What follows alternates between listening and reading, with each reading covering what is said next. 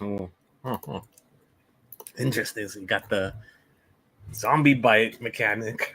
That's cool. Mm. Yeah, it's sort of like an expect to die system.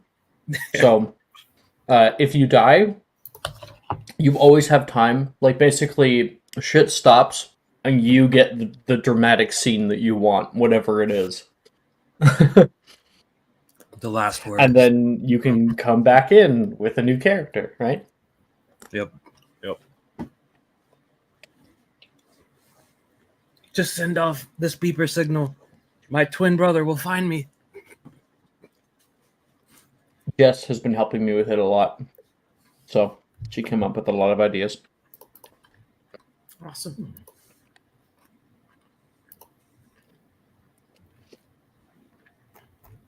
Already all written.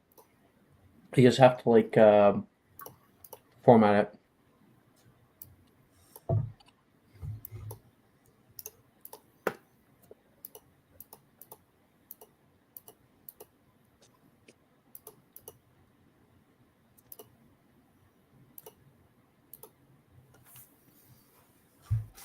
Okay.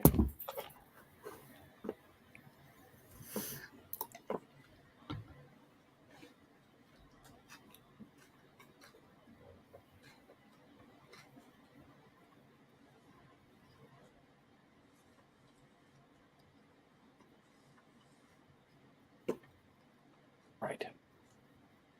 Let us begin.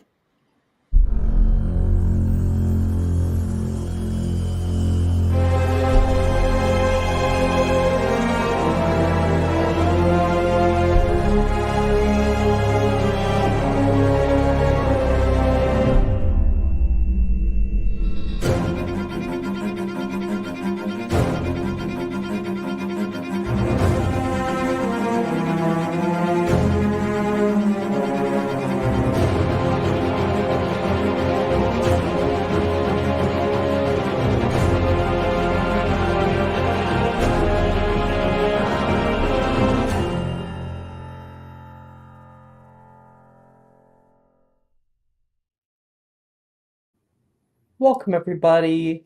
It's going to be a fun little session today. Hopefully, Mike will be joining us soon. I guess we'll see. But welcome. I'm really excited to play this game with you guys today. We are on officially session 3. Of course, I think it's like session like 5 of our game, with Morgan, Meredith, and Callista. Last episode, we were able to complete the first semester of first year, where we welcomed Miss Meredith Ainsworth into the fold. We completed a bunch of different classes, including charms and astronomy and potions, as well as finishing off the large day with flying class. And somebody went crazy on the broom. Was that Brooke? No. I Who know went Chen That crazy was on the Chen's me. broom? after them. It was Uh, me. no. I crashed into the library. Right, Morgan. Saturday morning. Where is it? There you go. Just grabbing my grades here. Here. Why is this so zoomed in? Oh, that's why. Okay, I fixed my stuff at my end. So let us reorient ourselves. Sometimes we might have episodes in between, um, like time skips, so we might have like a Diagon episode or something. But also, we sometimes just jump right back into it.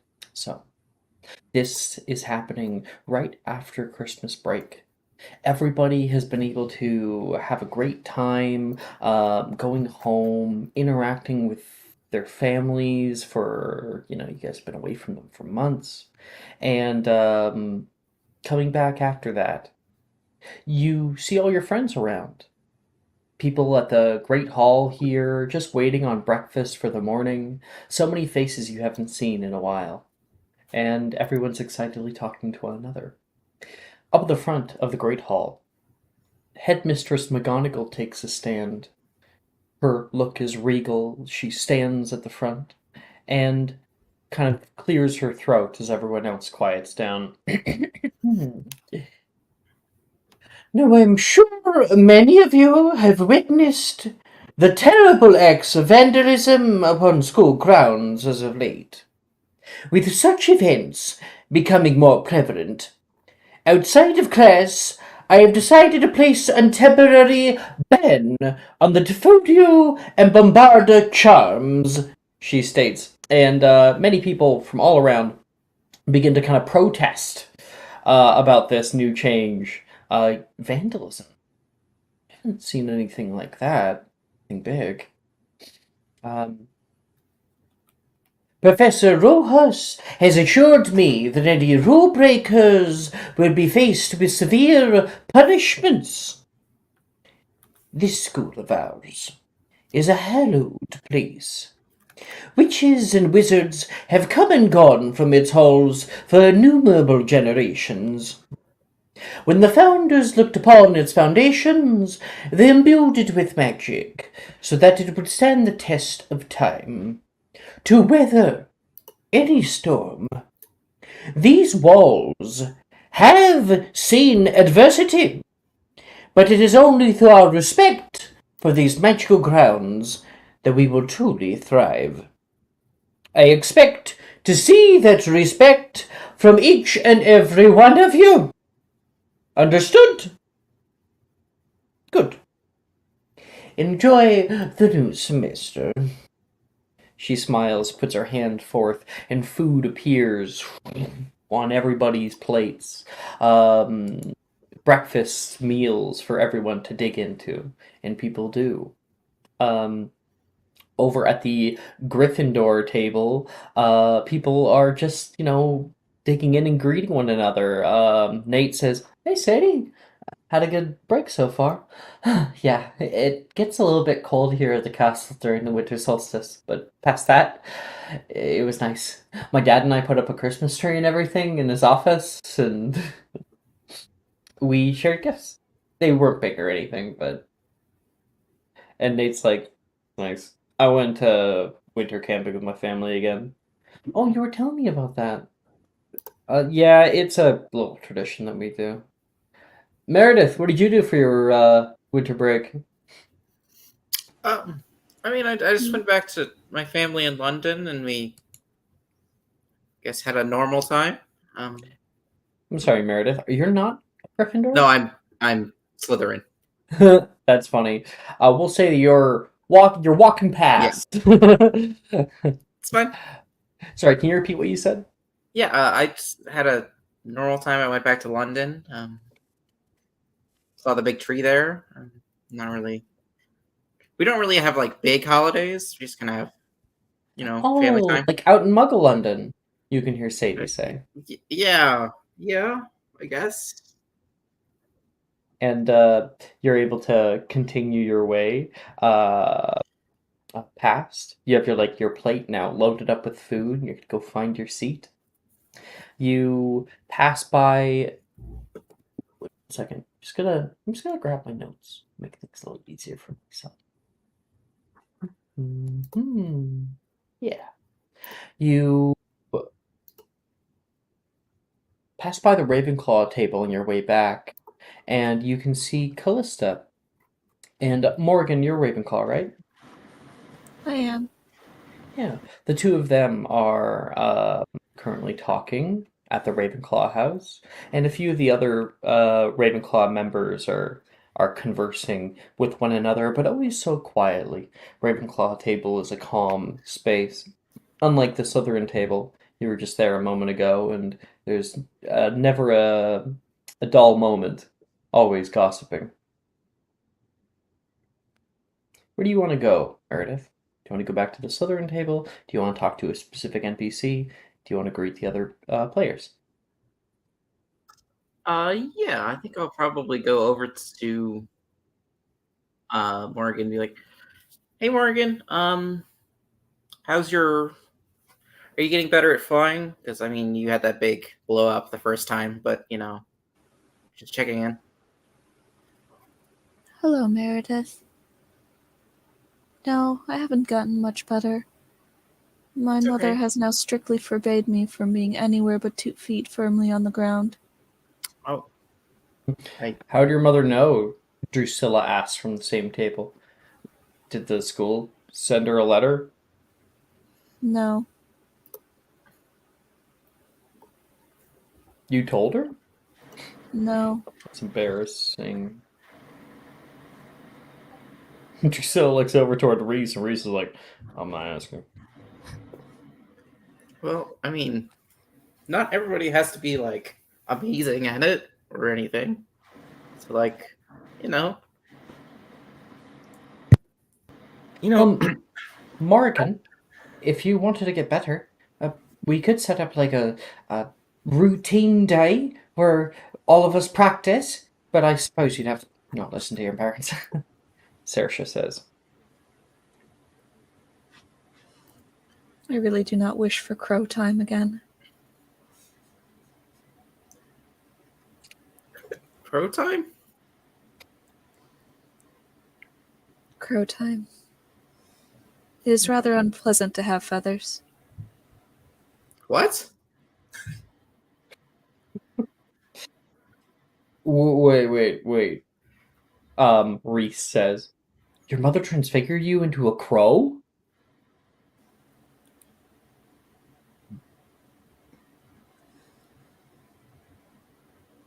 Has anyone ever told you you ask too many questions? You can probably hear Drusilla laugh at that. Maybe once. Reese looks down. Drusilla obviously is the one who has told him that same thing. You want some syrup? Drusilla will look over toward Morgan. For what? Your pancakes. What, are you just gonna eat them without syrup? Are they meant to have things on them? Yeah, like milk, butter. And... I put powdered sugar on mine. She looks down at her plate and it's like 2 dry ass looking pancakes.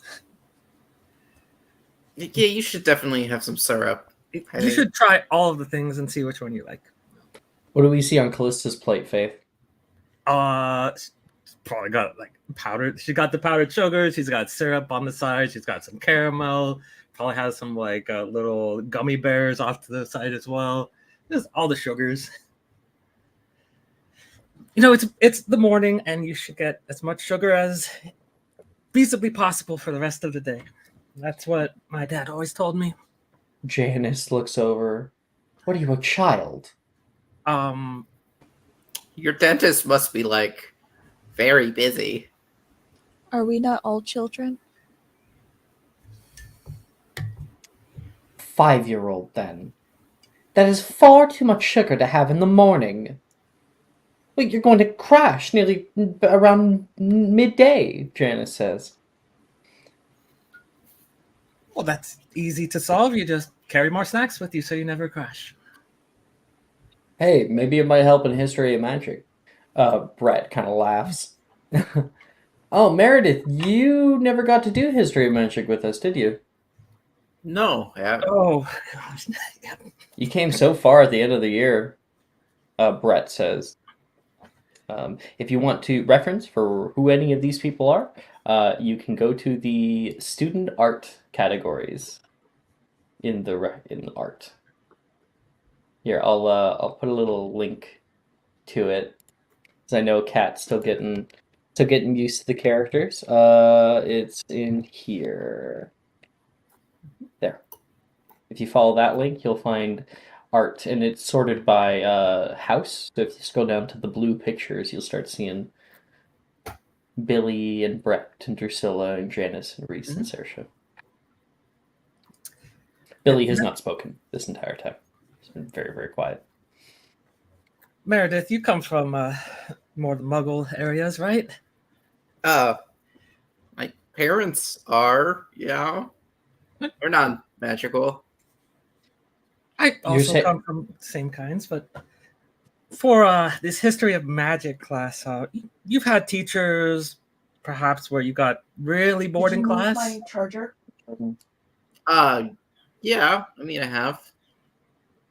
Well, imagine one of those teachers, except they're a ghost and their tone of voice never changes. Okay, that just sounds like an old English teacher. I swear, I think there's some kind of spell or magical effect that they have that just makes you really tired, and I couldn't help but pass out. Okay. And I think I'm a great student when I'm paying attention, but I just can't pay attention in that class. I mean, it's probably normal, right? Like, The No. souls of those who have passed often take on a more exaggerated form of what they were like in life. I imagine he was a very boring person in life. What Professor Binns talks about isn't boring. I think it might be a magical effect, Janice says.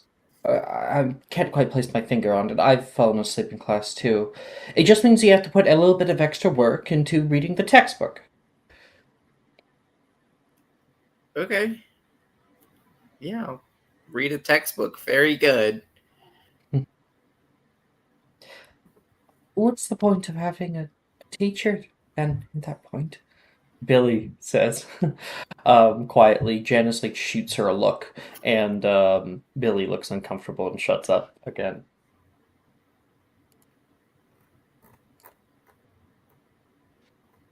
I would be curious about asking them just how they came into the position, Professor. Yeah, imagine. I don't think I'd want to get tenure here and last forever. Saoirse jokes, and a few of the other Ravenclaws do too. I wonder how you become a professor here. I would imagine the process is very rigorous, but they do let some people in that seem not to be up to standard. Well, who would that be? Those that would ignore their students. And Saoirse says, well, personally, I think I'd probably vie for the flying professor position. I'm sure Madame Hooch is nearly 200 by now. It's very intense. Madam Hooch. Yeah. But the older students? Darian from upper year, he was telling me that her eyes are starting to go. Seems like a hawk to me. I mean, looking at what we're doing. So I guess she's still observant. Literally, even if she can't actually, see. Brett says, did you see her eyes? They're like yellow slits. Never seen anything like that. Yeah, it's interesting. A lot of things are interesting here. Sort of out of the ordinary. I sense her spirit is very resilient. She could last for another 100. Not unless she's a vampire, Janice says, laughing. Vampires Drusilla, are real? gives her a weird look. Of course vampires are real. They're... no, because she wouldn't say that, sorry. Of course vampires are real. Do you not read anything that the school gives you? There's an entire colony of them that live out in the Forbidden Forest. Oh. I mean, I read, obviously. It's just, when I read, it kind of... my eyes glaze over, and it's not great. Yeah. You know how back in Muggle life, we'd see about all these things on TV and read about them in books? Turns out 90% of it is actually real. Santa real? Saoirse says, oh yes. No, it's not real, Janice says. Yes, it is. I get presents every single year. Well, who else is going to be putting presents under my tree? Saoirse gets very heated about it. Krampus is real. I cannot say for his jolly counterpart. Terrifying. Billy says, I hear he still uses house elf labor, and he owns a wide variety of them. He goes up to the North Pole to evade, new rules and regulations from different countries.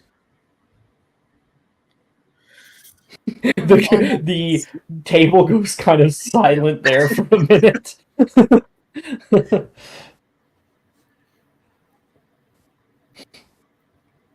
All right. Don't make Krampus mad. Noted. Yeah. My Don't mother let would me- tell me how he steals children who are not good. Great. Gotta be good then. So, so that's why you behave so well. You want to be on Krampus's good side and avoid being turned into a crow. You guys ever seen the TikTok? It's like a person who specialized in like the lore of different gods from around the world, and they said that Santa Claus is it would be considered a god and a very powerful one and an American one. Okay, It yeah. was like, yeah, because they're like, he's omnipotent. I think that's the correct word because he can see you and you're sleeping. He knows when you're awake. He does that, and then like he also an ability reserved for very powerful gods is the ability to judge morality on like another individual. So like, and he does that, and of course he can be in multiple places at once. So he is omnipresent. Like, yeah, Omnipresent, omniscient, and omnipotent. yeah. So like, if we're looking at gods as a study of folklore and whatnot, he is a god, and he's an American god. Yeah, his suit is only red because of the Coca-Cola company. Is that real? No Yeah. way. Could have been green. That is a Sa- thing. Saint Nick's original thing is green. Mhm. Yeah. I see red here when I look him up. Yeah, because it was. Do you know how old Coca-Cola is? It's like Catholic Church stuff. Yes. Okay. It's combined with the Catholic Church because the Catholic Church. Coca-Cola partnered with the Not really. Catholic Church to No, create the no. god of Santa Claus. No. So Santa, as like a figure within popular culture, got like weeded into the Christian ideology because it's so like present within America that like now that is legitimately the thing that you'll always see is Santa with a red suit with very few like deviations. Yeah, the suit is definitely, yeah. Because I think that here he is. Here's the Coca-Cola Santa Claus. I'm sending it. Found the how old is fucking Coca-Cola? Man, 1880, something like that. damn. It's There. old. It's It the had- OG Santa Claus. Oh yeah, that's him.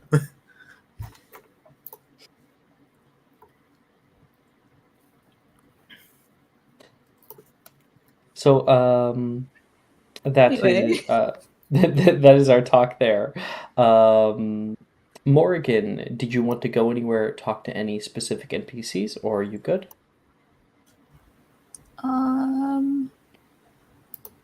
I think I was going to try to talk to someone. Give me a second.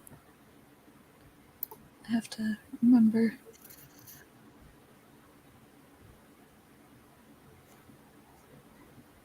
Wow, this is taking a long time to load. Oh, there it is. Darcy or Sadie? Yeah. So it's Gryffindor table. I'll get up and go to the Gryffindor table. All right. Callisto, what about you?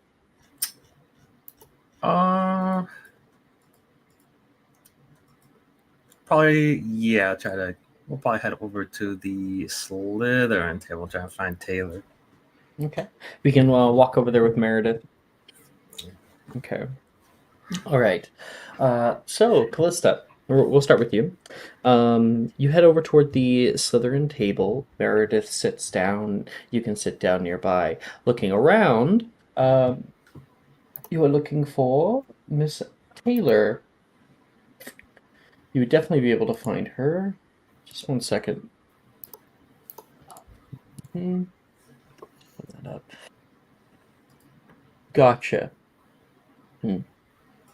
Okay.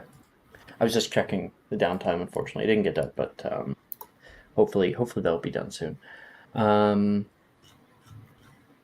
You walk over. You can see Taylor right now is gathering like little bits of bacon and placing them on her plate. She has a little bit more bacon than probably is generally accepted, and she's getting some weird looks from the other girls. Well, I just find like a little spot off to the side next to him. Just like, you know, there. I find your lack of sugar disturbing. Sugar and bacon? Well, I guess syrup with bacon does taste good. But Anicia's hogging it all. I am not. You just have to ask. No, I'm not going to. May we borrow the sugar, please, Anicia? Yeah, fine. She's gonna hand it over toward you. Taylor woke up on the wrong side of the bed this morning. She says over toward Gemma. Gemma looks at her and says, isn't that just every morning? So, what have you been up to on your holiday break, Taylor? As she starts pouring the syrup over her bacon. I went fishing with my dad. The waters, they froze over this year. So we had to get the old icebreaker out. And we went out for about a week out on the water. It was calm. We met a few seals on the way there. They were hunting. We tried to move around them, but one of them tried to get into our boat. My dad threw the seal out. It was a very exciting experience. He threw the seal out? Picked it up, threw it out. But seals weigh Bite the like tail. 400 pounds. Must be pretty strong.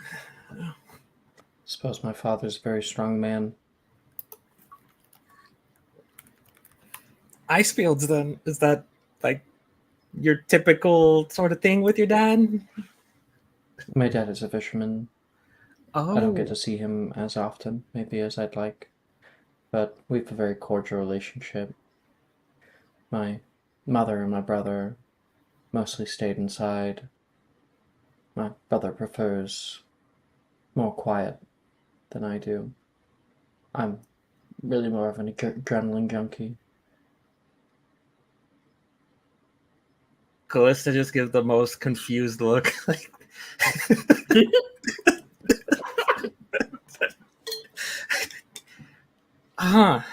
Remember, she did let me lift her into the air, so like, yeah. Yeah, but she also took a nap then. She's I'm like right here. It's testing kind of weird fate. to talk about somebody who's in front of you. Oh, right. Like, what exactly? Okay, adrenaline junkie. What's the most exciting thing you've ever done?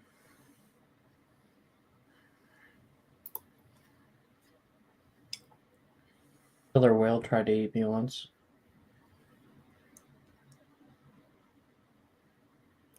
Mm-hmm. He does not elaborate.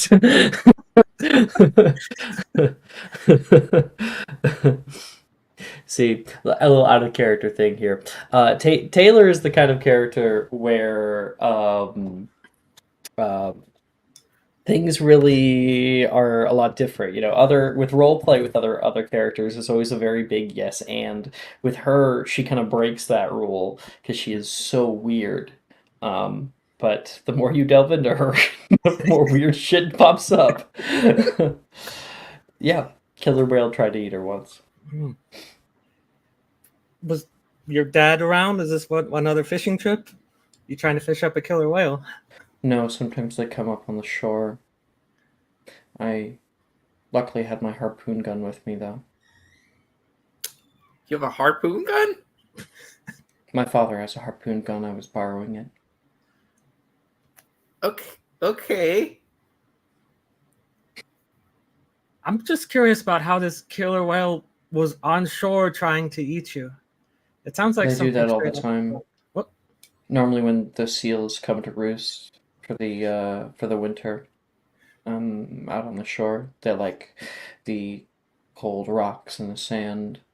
They're very loud, and the killer whales come in to massacre them en masse.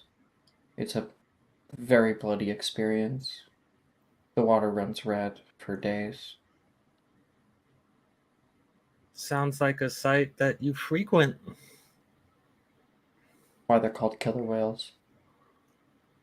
And yes, it's a short walk from my house.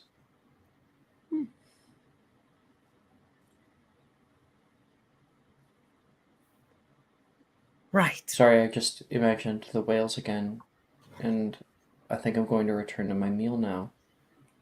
Because that's grotesque. Yep. It It goes to sounds give her- And she has like a 1,000-yard stare, like just imagining all the screams of the seals being massacred. I think Meredith's like awkwardly like looking between Callista, Taylor, and then over to Gemma. Like, is this normal? Like, what? Eh? Gemma will like kind of roll her eyes and go. Okay. You got her talking. That was your first problem. Your first mistake.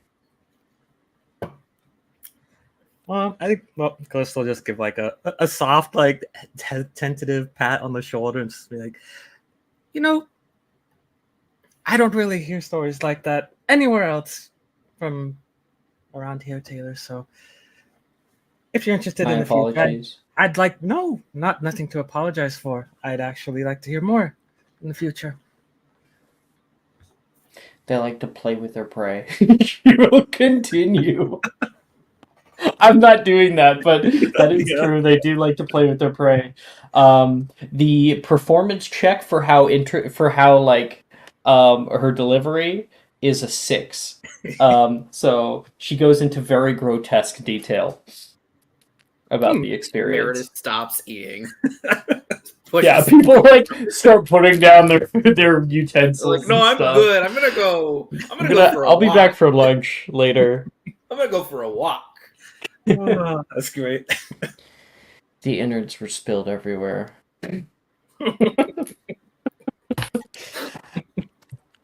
Okay. Meanwhile, on the other side of the hall right now, Morrigan is going over to the Gryffindor table, where Nate, Sadie, and Darcy are currently sitting on one end. You are walking over, and you can start to overhear their conversation. Darcy says, it's the worst when we get my entire family together. Everybody's always fighting all the time, and everyone says that they want to be there, but then the accusations start getting thrown to the table. One of my uncle was throwing a fork at my dad. Yikes. Yeah, it was... I'd much rather the small family that I have rather than my extended, Darcy says.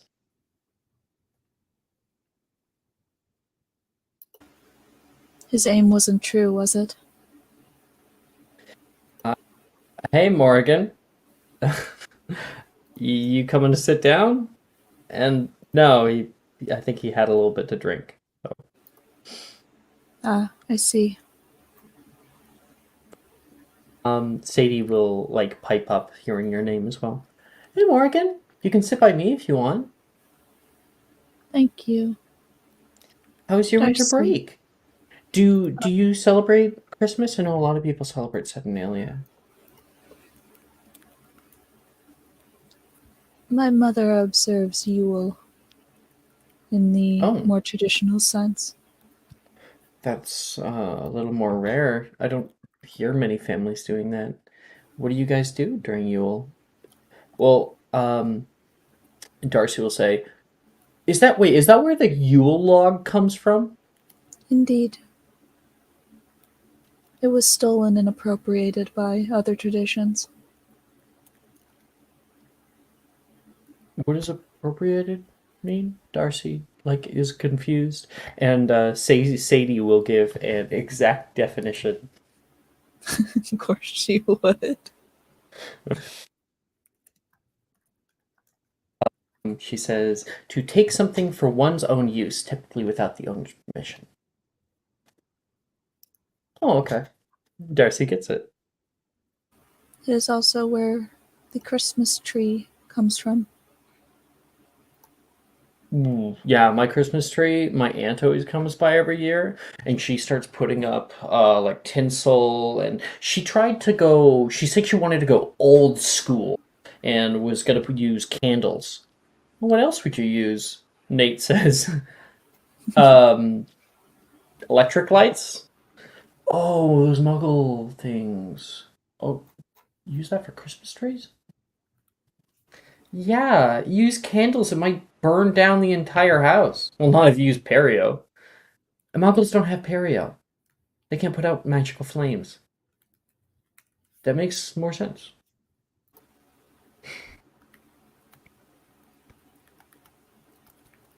Darcy, you live on a farm, correct? Yeah. Yeah, you remembered that. I'm You grow surprised. things on this farm of yours? No, not really. We have like a little plot next to the house, where one of my dads likes to weed around. It's not like our greenhouses. We mostly we raise chickens. Ah, I understand. Why?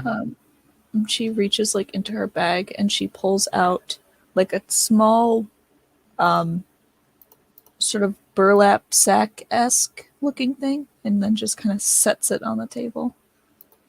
How big is it? It is about the size of like a basketball. Sadie looks at that. Morgan, please tell me there's not dead animal in there. There's chicken feed in here. Uh, is this a present? Yes.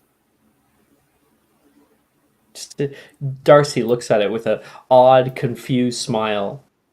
The idea that Darcy is not going to be able to use this, or like she'll have to hold on to it till like the end of the year to bring it to her dad, and then it's like they have a whole farm, they can feed their own fucking chickens, they do not need this. But Darcy recognizes that the thought there is exceedingly kind, and I think that hits Darcy. Thank you, Morgan. This is very nice. I'll be sure to give this to my favorite one. I call him Alberto. That's a very nice name. He's our I'm rooster. assuming he is not set up to be slaughtered. No, he he makes more chickens for us. She laughs, and Sadie I am eating eggs. I see, he is the stud. Understood. Nate will cough on his orange juice. My mother permitted me to take some of these seeds and grain to fill the bag.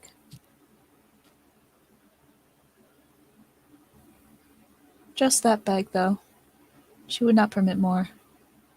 Oh, you don't have a bag for me? Sadie says, kind of in a joke. You do not live on a farm? No, I don't. I live here. Even during the breaks. I noticed.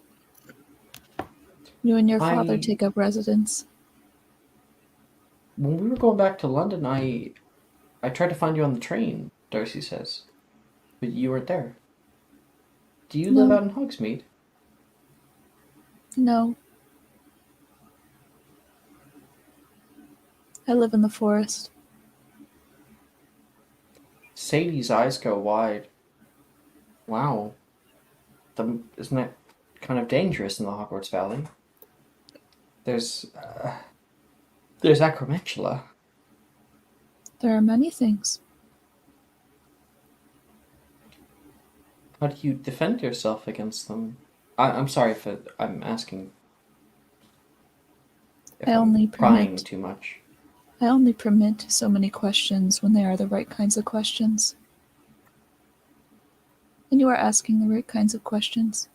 No, they do not go near my home. At least not with the intent to harm. It would be a mistake. You must have wards up. That's really cool. It must be pretty out there. It's beautiful. Are you nearby any village in particular? Just one, though there are no residents in it. With that weird statement, I think we'll end that there, because probably both Darcy and Sadie look at each other, look at Nate. Nate looks at them like, this is getting weird. I love playing an eldritch monstrosity. Yep. Okay. Our first class of the week is Transfigurations class. So Meredith, you have heard of this professor, but you are not actually acquainted. So I'll grab his art.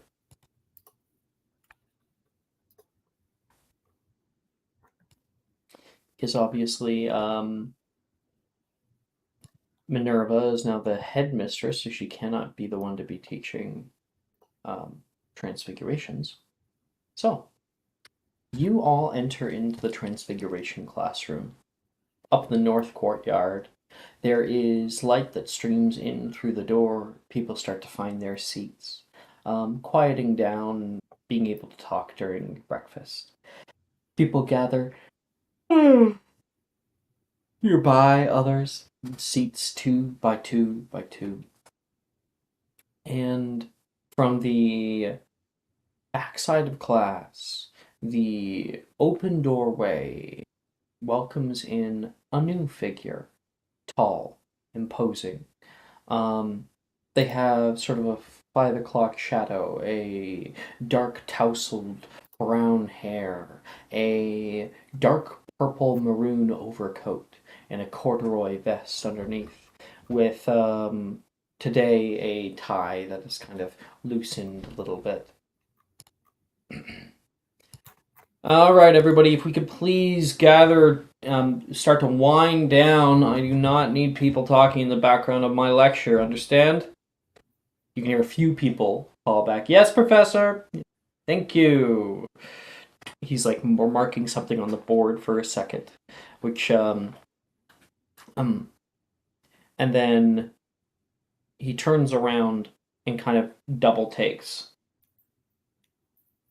You're that new student, aren't you? He says, looking at Meredith, who's in the second row. Yeah. Hello. I'm Meredith. Was he the one who took you to Hogwarts, or was that Flitwick? That was Flitwick. Okay. He says, well, welcome. He turns back to the board and says, last semester we covered the basics of transfiguration, touching on properties of transmogrification. Using what we've learned, each of you in turn will show me that you can put those skills to the test. This is Professor Dildero. Funny name, less than funny individual. In front of each of you are raw pieces of silver ore. Simple, small, non-flammable, he says, looking over toward Billy in class, who's like, gives a little chuckle in the background, on the back of his throat. I want each of you to transfigure them using Veriverto on page 153 of your textbooks into this. I actually have it. This ornate jeweled goblet. He pulls back a cloth to reveal this golden goblet with little striations along it and little gemstones that are set in its side. Now, why might we be using silver ore instead of, let's say, a blade of grass from outside? And Morgan, you put up a hand. You get a D4. Anyone else? Okay, it is a history and magic check to answer this question. Meredith, did we ever do answering questions in class, this minigame? yes. I believe we did, so good. Yeah. 17. And since Morgan is the only one, I will roll for a random NPC as well. Nope. Let's see. 17. He looks around the class, watching for hands that slowly go up. Just a few people. Janice is up at the front with her hand just lightly raised. Morgan, you have yours straight up. And your hand went up quickest. He kind of is off put by that. Looks around. Miss Caro, you seem extra keen on answering this one. Why don't you go ahead and give it a try? May you give me the answer? Or are you gonna let me flounder? I thought you knew the answer, so... I mean... Are you sure you don't know the answer? Why are they using silver ore to transfigure into a goblet instead of a blade of grass from outside? Do you know the answer? Please help me. Okay. I cannot process it in my brain to make words. That is okay.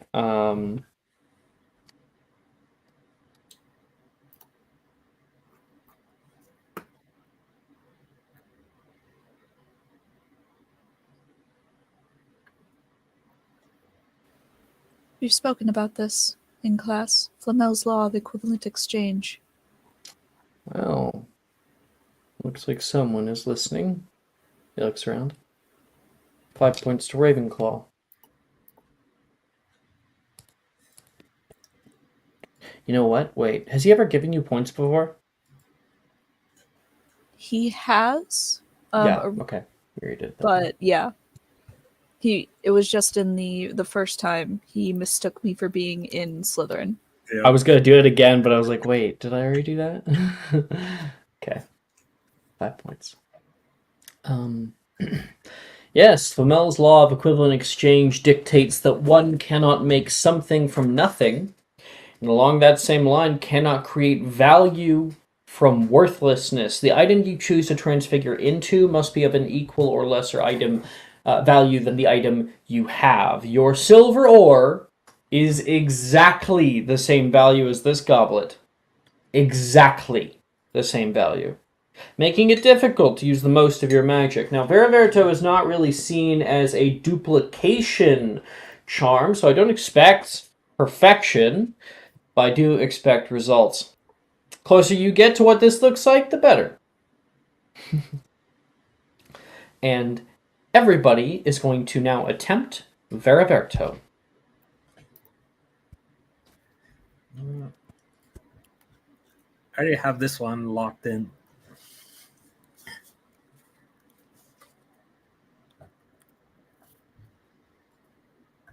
If you already have it locked in, you will gain another attempt on other spells. Don't Gotcha. worry. But we'll pipe up in response to the professor and be like, so Professor, who exactly determines the value of said items? That would be Arcanum, Ms. Shaw. It is not a marketplace value, it is not Gringotts Bank oriented, but rather different metals are more precious. Precious because they are created and are more rare than others. Quartz is everyday. Gold can only be created in the heart of a star. It is more valuable in case of rarity of the world.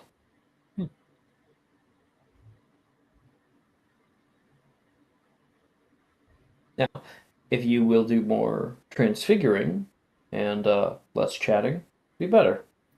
Of course, Professor And Dodo. if you could please... Did you say his full name? Call the Professor Doduo. Dildo? Doduo. Okay. Like the Pokemon. That's permissible. Callista, why don't you make me a spellcasting ability check Okay. for how well your Veriveto works? Just spellcasting ability check. So spellcasting ability, what kind of caster are you? Technique, so wisdom. That'd be wisdom, yeah. 13. 13, not bad. You're able to transfigure into a nice brass goblet with little rings around it, but most of the details aren't there. Not bad. Meredith, what did you get? A 0. Yikes! Okay, we will come back to that in just a moment. Morgan. I got a 22. 22. Oh. Grade will go up. So the way this works is that in first year, normally I give you a grade. And then in this year, in first semester I give you a grade. In second semester, your grade either goes up by 1 or down by 1. It can't go just jump up. And that can only change if you get a nat 1, jumps down by 2, or a nat 20, which jumps up by 2. Okay, so everybody casts out. Callista, you're able to get that simple brass goblet. We can see Janice casting out her spell, and she gets one with like little gemstones as well. We can see on the other side of the classroom Miss Morgan, who is attempting out Veriverto with her stave, and there is a pulse of energy as that little piece of silver ore begins to warp and pull up into the shape of a goblet, and it settles with many little details and markings that are drawn within, with large gemstones that are set on the side. Professor Dildero's eyebrow raises. It's a very good transfiguration. Meanwhile, Meredith, this is your first time trying out this spell. It's really complicated. You reach from page 116, and it is really long, the description. You know what, why don't you just try it? We'll just try it. We don't need to read all this. Exactly. Yeah. And you cast out Vera, and before you're even getting out the full word, there is a small from your wand, a pulse, and your entire desk warps and changes, and I would like you to roll me 1d100. 1d100, all right.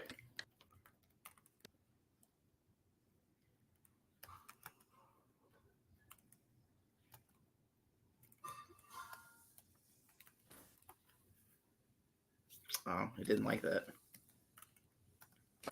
So you just go exclamation point R space 1d100. Exclamation point R. Let's see what 95. 95. Okay. Okay. Your desk increases by 2 size categories for 1 minute. So your desk suddenly gets much, much larger, pushing anybody and anything in its way out of it. The desk kind of like creaks, hits the ceiling, and is pinned between the ceiling and wall, and does not stop expanding. The lower leg cracks and nearly falls onto Morgan.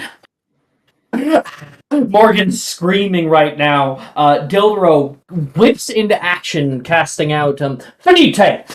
He will cast out, and your entire desk gets small again, but is still broken. Dildro rushes over, making sure that Morgan's okay, and then over toward you. This is not a class for engorgement charms. I didn't mean to. You'll be sitting at the front with me. I think that might be best. Come on. Okay. You're not going to be using that desk anymore anyway. Welcome to the Here. club, man. You can sit next to Callista. Hi, Callista. Hey, Callista was also brought up here. It's like no one has assigned seating except for you two. Okay. Welcome to the ever painful experience of having a bad transfigurations modifier. My wand also hates it, so it's bad all around. So now everybody is going to attempt 2 transfiguration spells of their choice, except for Callista, who already had Veriverto locked in, so you will get 3. Copy.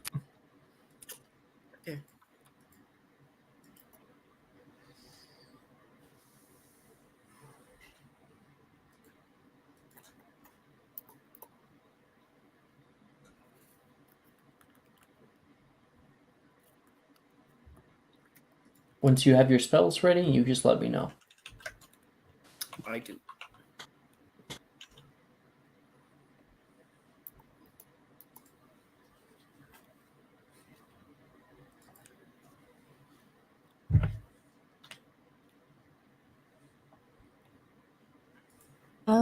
I have my spells. Faith, why did you roll 3d20? Oh, are you not using the bot? No, it's a little easier for me this way, so I can see all of it. Okay, just remember that you'll have to manually go into your spell list either on the website or track it elsewhere. Yeah, I got it open on my other monitor. Okay. Yeah, if you go to the edit mode, you should be able to click specific spells and then like change them to one successful attempt or attempt but failed and stuff like that. Okay. Sorry, who said they were ready? I'm ready, and I think Morgan is too. Oh, okay. Yeah, because I think Jess said it first. Jess? Yeah. I am going to try to lock in Augmenti and Incendio. I'll try Incendio first. For 24. Nice. Morgan casting out Incendio. There's a large plume of flame that comes up near the ceiling. Dildro keeps his eye out, worried about it, but you don't burn anything. And then Augmenti. Also for 24. Holy shit. Yeah. Yeah. She had a good transfig mod.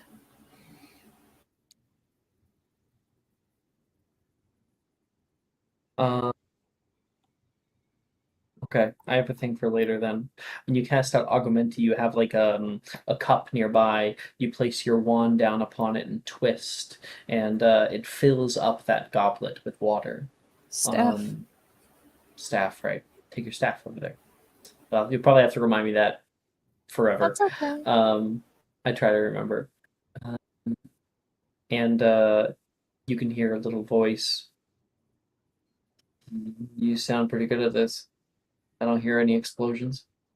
Look to your right. There's a boy sitting next to you. He is blonde haired, hair like split in the middle of his face, kind of lightly going over his eyes. This is Nolan from Hufflepuff. He also has a stave. My mother is particularly adept at, well, transfigurations, I suppose you would call it. Can't seem to change anything so far. Maybe it's the whole visualization part. That's what my textbook here says. Is his hand on his textbook, feeling the braille pages. I'm Nolan, by the way. I don't know if we met. Morrigan, Caro.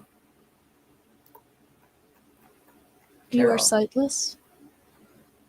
I suppose that's one way to put it. Yeah, have been since I was born. You're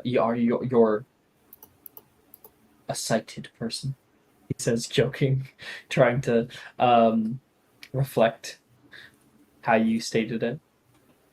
Some might say. But not all. Perhaps more. So you seem really good at this, and you have a stave too. Maybe. Could you help me out with the stave movements? I have the this, and he holds out a book that is wand to stave like conversions for wand movements. But I can't make heads or tails of it. I see. And is this book also in Braille? It is. You Okay. probably were given a copy Mhm.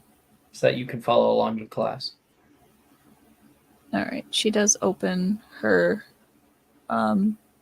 copy of the book and then look towards. What spell were you attempting? Verito? Yeah. The first time I tried it, it just started rattling, and I had to like hold it to stop it. I see. It could be your problem is that you are trying to use only one hand.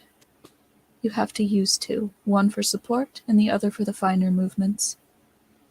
You think some of that, and you and Nolan work together for this period. Him getting a little bit of help that he might need. Meredith, you had your spells ready. Yep. I am going to try Augmenti first, and then I'll do Greenest Muto afterwards. Another 0. Oh, me, 100. Oh boy. Alright. Oh. That's a T. You have gained yourself a second T, Meredith. Let's go. Oh no. 16. 16.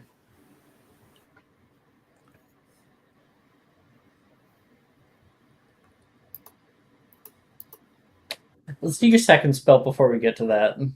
Okay. Let's do this Muto then.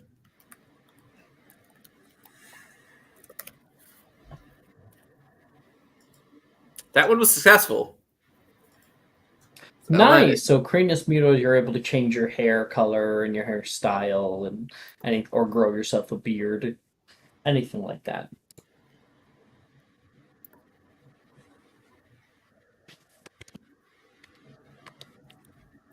Yeah, I think I probably just changed my hair color to red. Okay. Cool. Hey, I got one.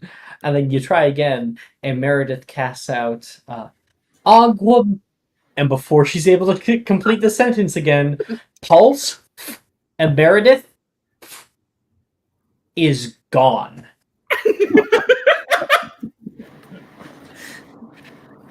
Oh no. Professor Calista, you look Meredith over. disappeared. What did you say, Calista? Professor Meredith disappeared. Oh, hold your arm out. See if you can touch her. She will. Nope, She's not here. there. She's not there. That is much worse. And then Meredith, you reappear sitting on your desk. There's like a little spark of purple magical energy. You were just like in a dark void for about 30 seconds, you couldn't even breathe. I think she probably comes back and is like heaving. It's like, everything was dark. Meredith, what happened? Are you okay? There's a void. Not good. I see. Partial death. It gets to us all. No. You didn't die. I think if anything, you did something a little odd. May I see your wand? Okay. I'll hand my He probably way inspects too it long, for actually, cracks. wands over. He inspects your wand for cracks. He gets a 15. Let's see. So I rolled 2 die. One, I rolled a 13 plus his modifier for his investigation, which is pretty good. So he's in like 20. And then I rolled a random luck die to see if your wand had cracks in it. Like it was made improperly or something. I rolled a natural 1. Jeez. So what does that mean? That There's a means wall. he looks at it. Oh dear. This wand is going to be quite chaotic for you, I'm afraid. I would look to getting that replaced as soon as possible. It's going to hand it back to you. Okay. You can see here, down its main length. I've seen something like this before. Have you been hitting it on anything rough? No. Have you been trying to bend it? No? It's Then very I think I might bendable, get my... but I don't bend it on purpose. I might get my money back from Ollivanders. Okay. Now, you didn't die. I think what happened here is Meredith... no, that's not the right word. Because that's... What we've seen here is a example of Rothrum's Constant. I think it's Rothrum's Constant. No, it's Havel's Law. What we've seen here is an example of Havel's Law. Meredith, through no fault of her own, has attempted to banish herself. But fourth dimensional constants cannot be affected in this way, and so Meredith was shunted back into existence. Good thing, too, or you really would have died. Or rather, not have existed at all. And he's going to move back to his desk. Okay. I think Meredith's just gonna stare at the ground. There's a spell called Evanesco, which obliviates objects, meaning they just cease to exist. And that's what you did to yourself. However, what he said was fourth dimensional constants cannot be obliviated. And so you returned. Professor D? I don't know. Professor What's a Dodo. fourth dimensional constant? Well, put simply, a soul. Glad you have one. Great. That would have been a lot of paperwork. Okay. And that is an actual law in my canonical universe about how one of the reasons why the Evanesco spell cannot banish living objects, living things. Okay. Callista, did we get you yet? No. So she's gonna try and she's probably gonna do the same thing she did last time, just trying to get a target for Incendio, like in front of her, just like those cubes again. It'll be a 15 on Incendio, and then 17 on an Aguamendi to kind of put out the flames. And then the last one was a 2 on turns into a 1 on Crinus Muto to kind of alter the hair length, but she's kind of self-conscious about sitting in front, so she's gonna be like trying to use her metamorph abilities to properly do it if things go wrong. Make it look like you've properly done it. That's Exactly. funny. Make me a performance check. Okay. Hey Jess, do you still have that metamorph table? I do. I can give you a copy. I think it would be 6. good to have for Miss Callista. Let's see. 6. Yeah. Yeah, give me a Jessica's gonna second. send you a metamorph table of how your appearance randomly changes. Okay, cool. Let me. You know what? I'll just make a. Make I'll a make a copy for you. All right, and then share. Not restricted. Anyone with link.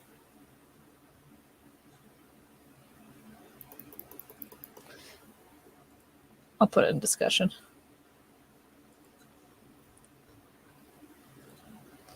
Roll a d10. D10. Okay.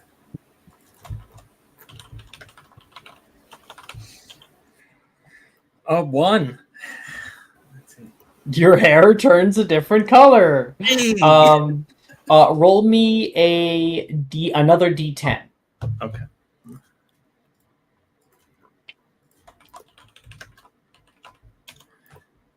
A 10. Okay. Your hair turns bright magenta.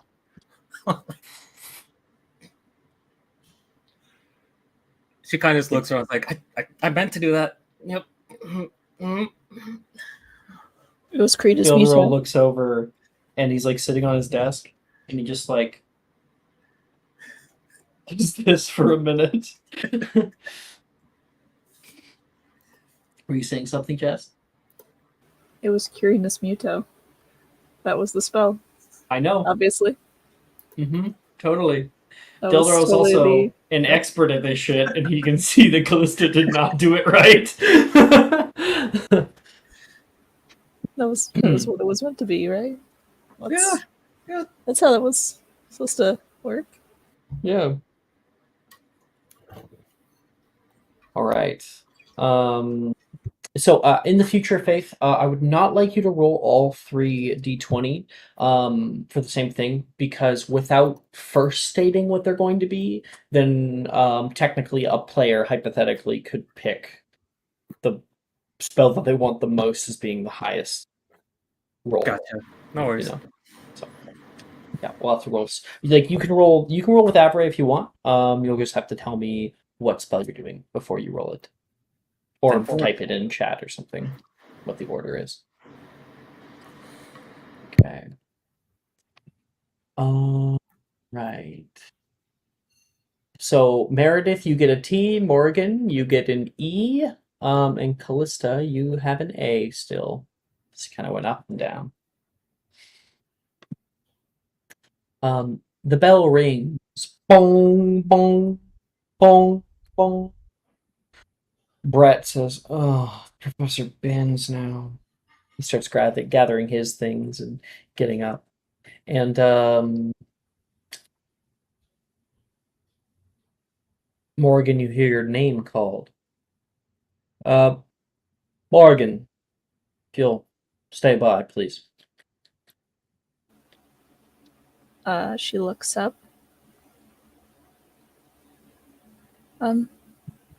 Of course. And she'll get up and walk over to the desk. People start to filter out. The doors open. Hallways loud. You can hear outside. And you step up to Professor Dildero's desk.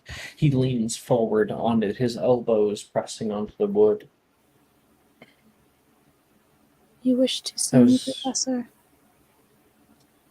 That was quite the display today. You've done excellent. Very different from your first semester. I have been practicing.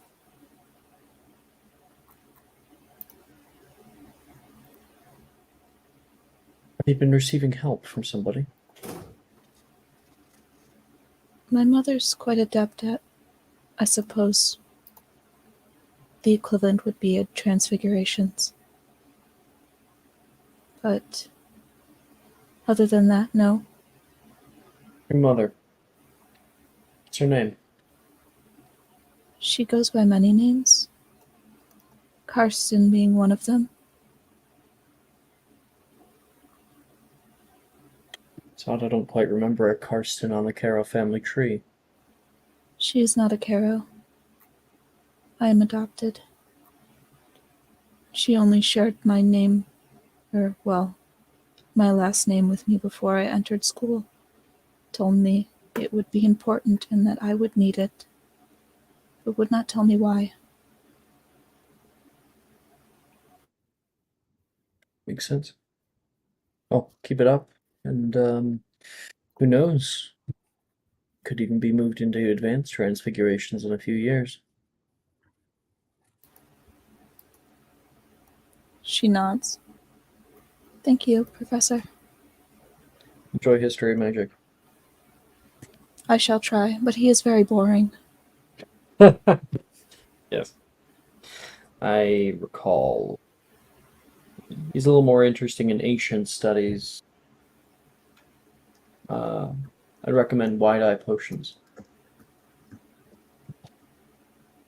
She squints a little and then nods. Thank you. And she turns to leave. All right. We all walk through the castle halls, up the stairs, onto the fourth floor, where on the eastern wing the history of magic class sits.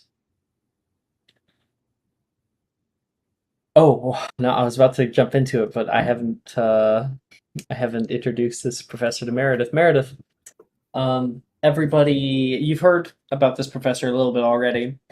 Everybody decides to sit in this large lecture hall that you find yourself in. There is accoutrement and books that are piled up around the edges and corners, and there are long, thin, rounded desks that just go on forever like a university lecture hall. Little stools and places where people can sit. They start getting out their books, while you see in the back of class, others just start getting out casting out Moliere on their textbooks, which turns it sort of into a pillow, and start putting their head down already. Wow, people aren't kidding. This class must be boring. The bell rings once again after that 15-minute ability to walk. Bong, bong, bong, bong. And from the side wall, a face starts to push out from the stone. You can see the face of a ghost that enters the room. They are sort of rotund. Their legs wisp down into smoke. They float above with a ethereal blue glow. They have a wide bow tie and a thinned hair at the top with little scraggly bits on the sides, and they have little half moon spectacles. They move up to the front, and you expect maybe an introduction, maybe a hi like you got from Dildero. They just start going. Oh, Emmerich the Evil terrorized the south of England in 1421. He was known for burning crop fields with his winged steed Rathanax. When wizards make pacts with magical creatures such as Rathanax, we call that a what?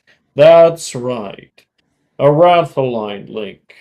In 1463, his reign of terror ended abruptly in a ferocious duel against Egbert the Egregious.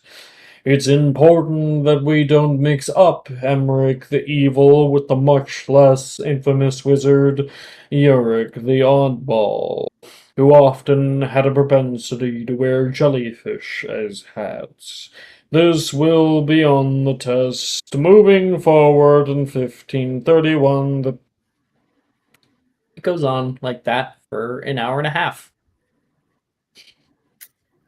very dry. Make me a con save, everybody. Unless you have keen mind, in which case you may make a history and magic check. That is a flat roll.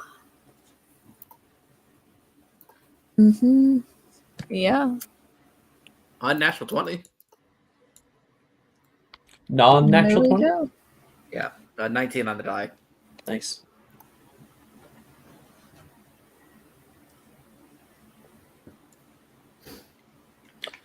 Callista. This is snooze. Well, fest. you had a really good grade last time, so your grade only goes down by 1. Okay. Oh, wait, never mind. That was Meredith. We fell asleep. My last bad. You had a terrible grade. Yep. So your grade goes down. Hi, Menlo. What's going on with you? What is he doing? He's talking to Kiss for nap time. Oh, nap time. Okay. Hey, he's enjoying the fan. Can you wipe your face sometimes? Okay. He's just hanging out in the fan. Give me a hug and a kiss. Hey. What are you doing? Come here. You're in this. Oh. Yeah, it's a fan. Say hi, Menlo. Hi, Hi, Menlo. Menlo. They're saying hi back. Okay, want a hug? Do you want a hug? Yeah, that's you on the screen. Other people. Can I have a hug? This one. You're having a lot of fun waiting. Jess is on there. Do you want to say hi? Okay. Hi. Hi, Menlo. Hi. Hi, Menlo. I did go. I didn't type for that. Time for a nap? Time for bed. It's time for bed. Time for bed. Will you have a good bedtime? Yeah, Okay. bedtime. Yeah. You go Yeah. sleep, okay? The white girl will be scary. It's gonna be scary. Bedtime's not scary. Bedtime's Could not be- scary. It's Could nice be time. Scary is white.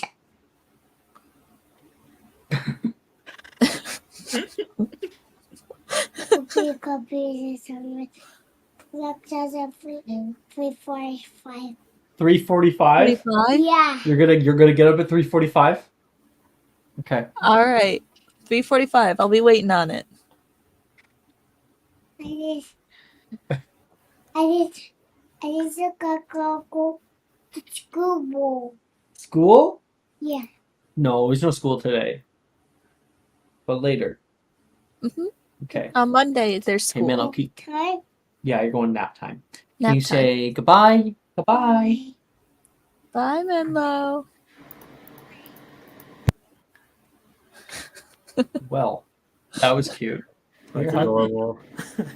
Hey, you want a kiss? He's very talkative today. Yeah. Very talkative. Holy. Incredible. You see the look on his face when I put the headphones on and he heard your voice? He was like, that was so cute. That was so cute. Okay. So yeah, Callista, you got a shit grade. And Jess, That's a hot 5. you are now failing the class. Well, he's boring. So Kyrune has an O and Meredith has an O. Shen has a T. Morgan has a P. Callista has a D. Billy has a P.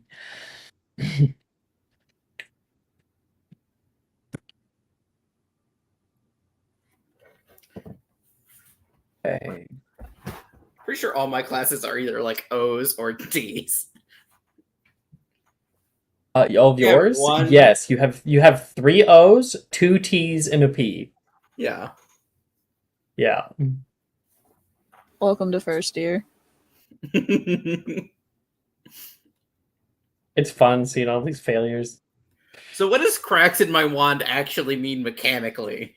What it means mechanically, for fun is every single time that you fail a spell, we're going to be rolling on the Wild Magic Surge table.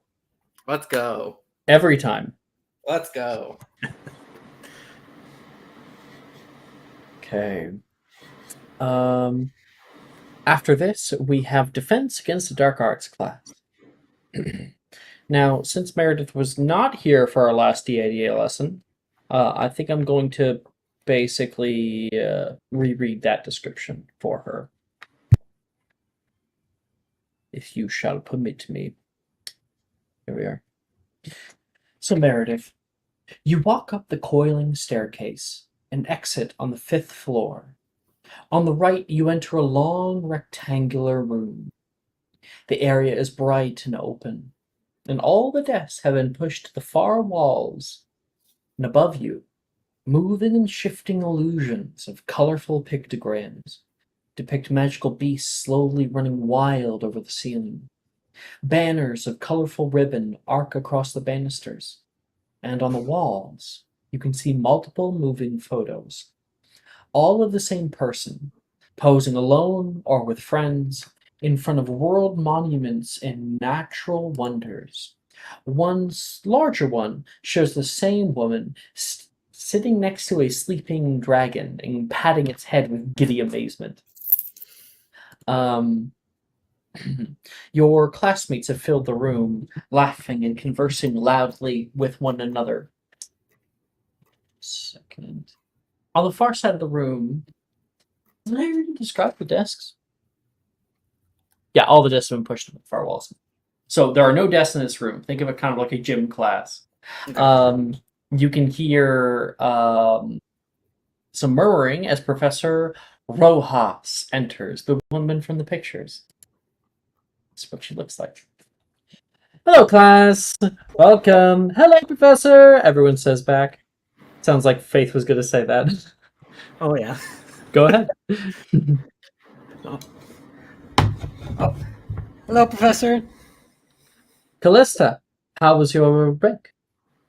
Oh, uneventful for the most part, but I'm very glad to be back here. I enjoyed And your we'll class. have a bit more events in this class, eh? All right, everybody, gather around. Today we are going to be working on dual play, or otherwise known as dueling.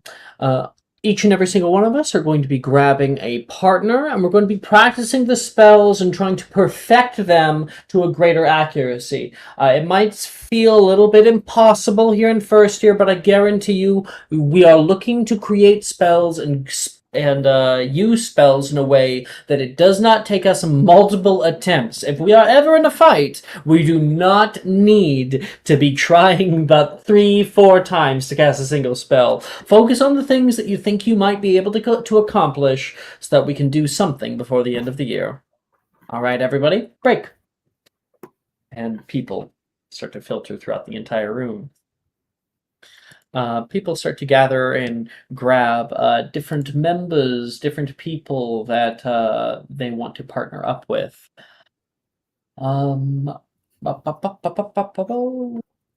Morgan, who do you want to go up to?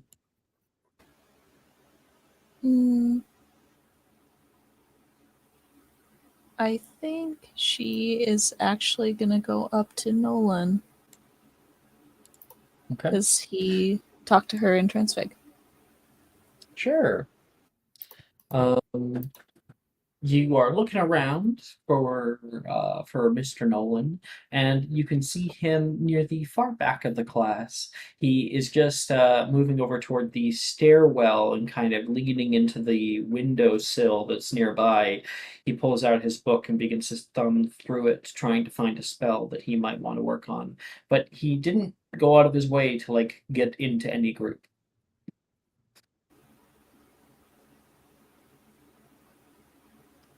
Do you not enjoy the idea of group work? Hello, Morgan, he says without looking up from his book. I'm just not really anybody's best friend. And last time, Morgan went up to me and he nearly blew me across the room. I see. Well, Morgan is an idiot, so that was going to be possible. That might be a little rough of a thing to say. He's How got a so? good head on his shoulders. He's an idiot. Would you like to partner up? With you? Sure. Why not? As long as you're not going to go out of your way to hurt me. No. Very likely I will try to hurt myself in any event. Why don't we avoid both of those outcomes? He stands up from the windowsill, takes his stave, and the two of you guys walk over to one end of the room to start practicing your spells. Meredith, a girl approaches you. Ainsworth, I was hoping that you might join me this evening. Hi. Yeah, I'm Meredith. Sure. It's Gemma. What? Gemma is standing in front of you. Oh, Gemma. With Hi, her Gemma. long red hair and little locks on the left and right. Yeah, I can. Yeah, let's do some dueling, I guess. You've chosen correctly. Now, I am still getting used to some of these spells. Jinxes, hexes, and curses are a art form that have to be perfected. So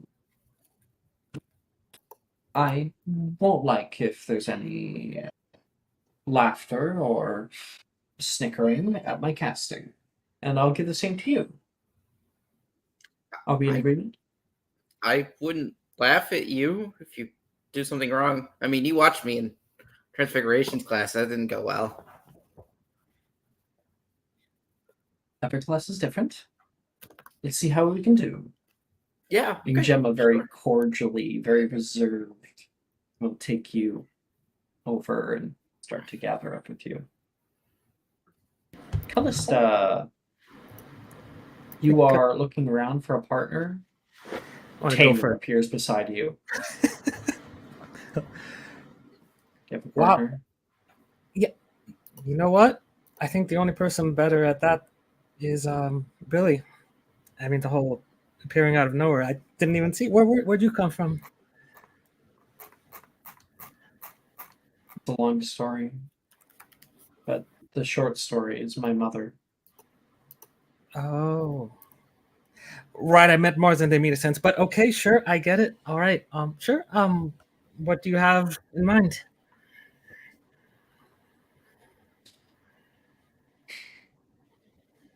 I was thinking about trying a carpet retractum. Unless you don't like the idea of having your kneecap slipped around. Carpet retractum. Sorry, that's the wrong. I said the wrong thing. Recurvatum. What is it? Genu recurvatum. Got it before you, Jess. Because I'm smart. I'm smart, okay? I know my spells. Oh right. I've read about that one. Hopefully, it doesn't hurt. I've seen stuff like that in Muggle world and it looks painful, but hopefully with it being magic, it's not. You've seen like things like this spell in the Muggle world? Yeah, my mom's a nurse, and so she tells me all about this kinds of thing. Disgusting. The two of you guys Really? gotta get together. Okay. Morgan, Meredith, and Callista, you all have 3 spells that you may attempt from the DADA spell list in first year. All right. When you have them ready, you let me know.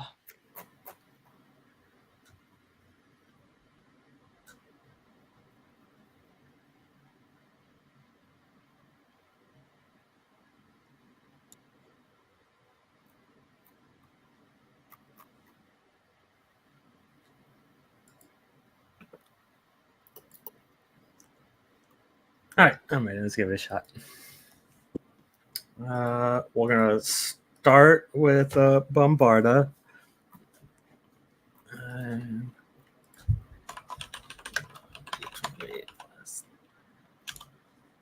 That's a 7. All right. You're practicing out with Taylor, and you suggest that you start out with a simple spell to begin. Bombarda. Both you guys try. She gets a 17 on the die, so that is a whip crack boom, and the nearby window pane shatters out. I did it, she says. You try out Bombarda toward it, and there's a little fizzling noise. Well, you know, things like this, they could be used as distractions. Flipendo.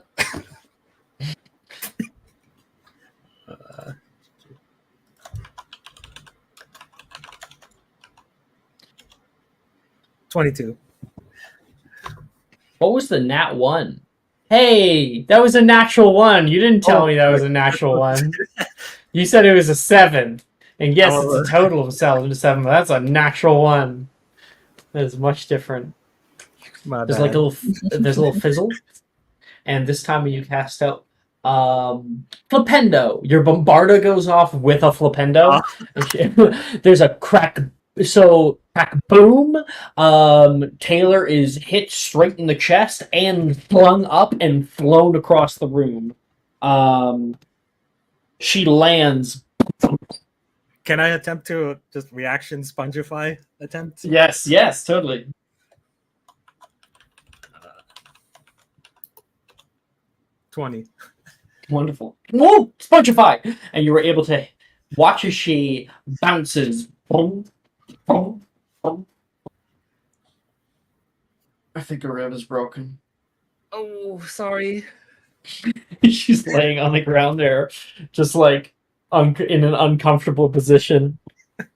The wood paneling of the floorboards have kind of held her like a cradle.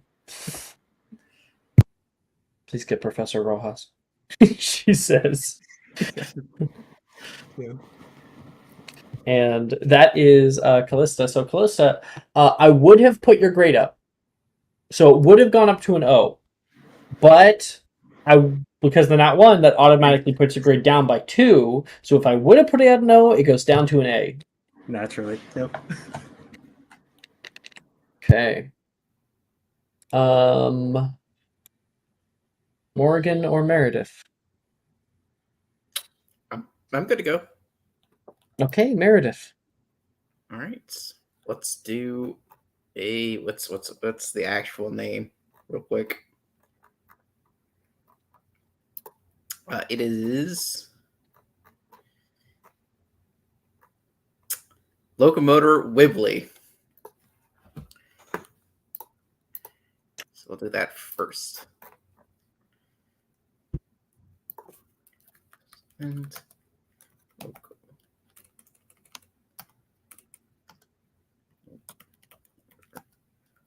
Wibbly.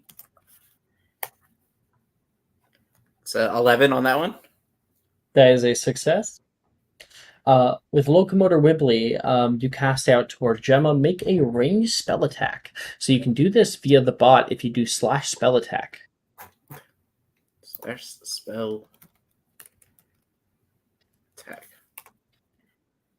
9. That will not hit Gemma.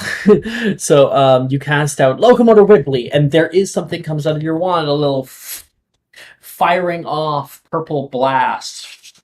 And Gemma is going to kind of like jump out of the way and send the spell back toward you. Locomotor Wibbly. Let's give her attempt. That's a successful attempt. She'll roll to hit you. 14. Oh, that's 12. So I think it hits. Yep, that'll hit. It hits you in the underside, kind of makes you step back a half step, and then you can feel an unsteadiness in your legs. Your legs go weak, and and the bones kind of go limp. Your legs become like jelly worms. You immediately fall prone. Good job, Gemma. It's exhilarating. It's better when you have a partner. Yeah, it's Oh, fun. I mean, my release you legs from the don't spell. work. Gemma second. will take a big breath, and the spell will end for you, and your bones regain their strength. All right. Next, we'll do.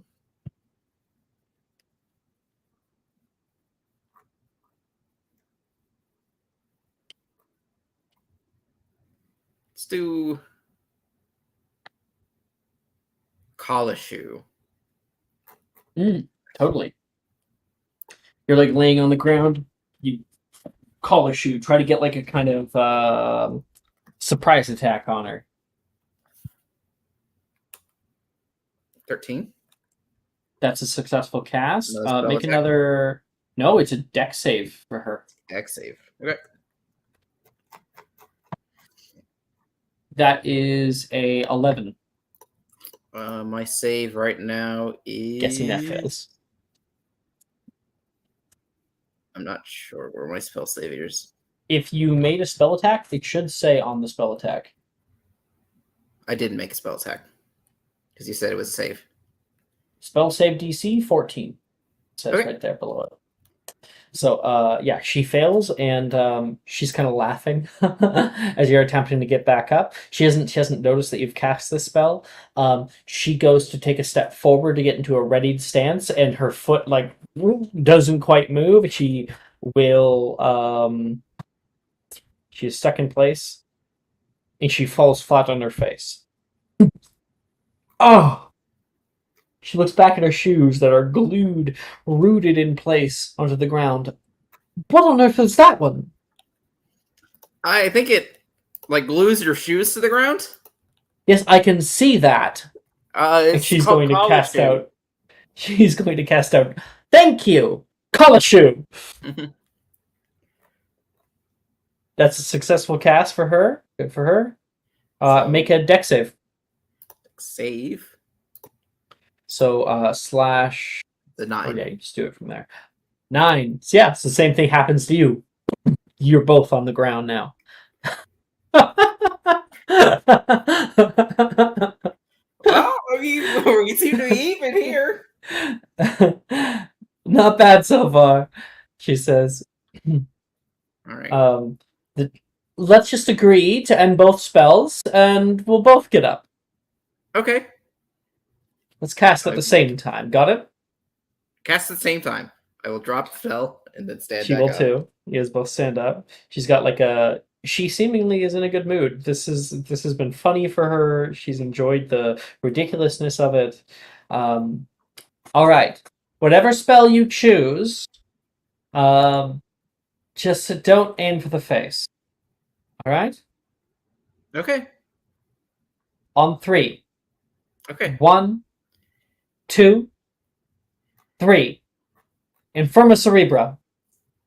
I am doing Locomora Mortis. Okay. Attempt to cast. That's a successful cast, and then that is would not hit you. Successful cast for you for your spell. Yep. Locomotor Mortis. It's basically ropes around your legs. And that would be a wisdom save. My question is, what is your wand core? It's a phoenix feather. Second. I'll be right back. Yeah, no worries. Ah, I see. Jordan, You see? what's Gemma's wand core?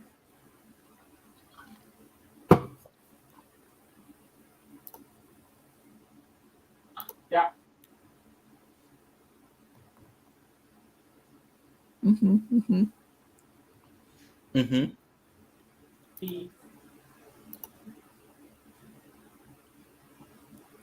Oh, there.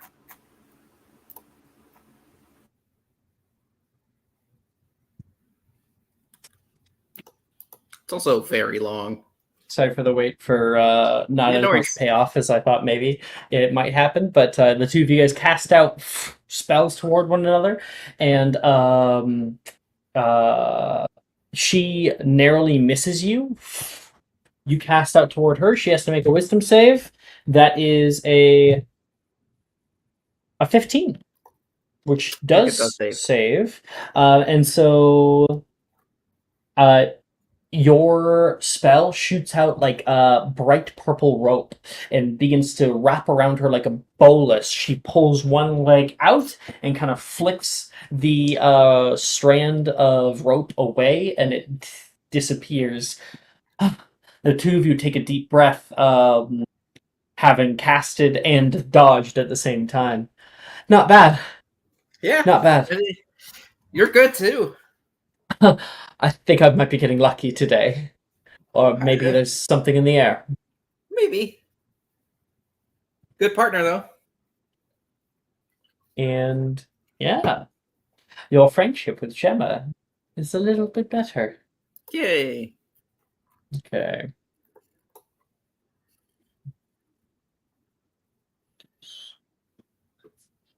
That was. What are the totals of your casts? Totals were 16, 13, and 11, I think. It was 11, 13, 16. It got better as we went on. 11, 13, 16. Okay. Okay, that's an A overall. And Morgan, you and Nolan practicing spells together. Mhm. What do you think we should work on first? Last year I was able to get a little bit of last semester I was able to get a little bit of curriculum. Thought it might be good for the upcoming Quidditch tryouts. I don't think I much enjoy Quidditch. I heard they don't really allow me in flying class, so I'm glad I wasn't there, but that must have been embarrassing. I'm not sure if embarrassing is the word, but I do not suspect that the librarian holds much fondness for me.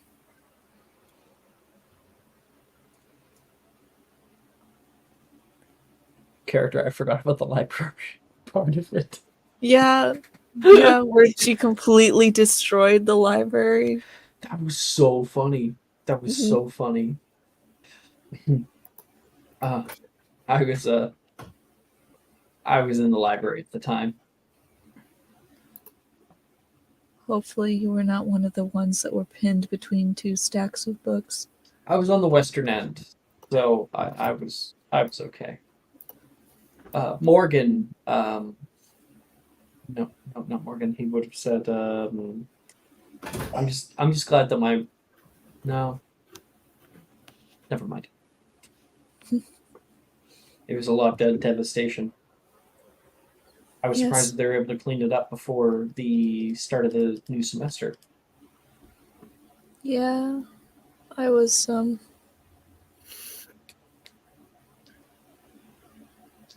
don't much enjoy flying or being near brooms. Hey, you and me both. I think if I tried to do that, I'd have about as much success. It's much better with wings. Although I still do not enjoy having them. You have wings? No. Not naturally. You're a mutant? I'm sorry. I don't know what you look like. You wouldn't happen to have wings on your back right now, would you? No, not currently, no. Menlo came over and closed my door. Being too loud. Quiet. You're being too loud.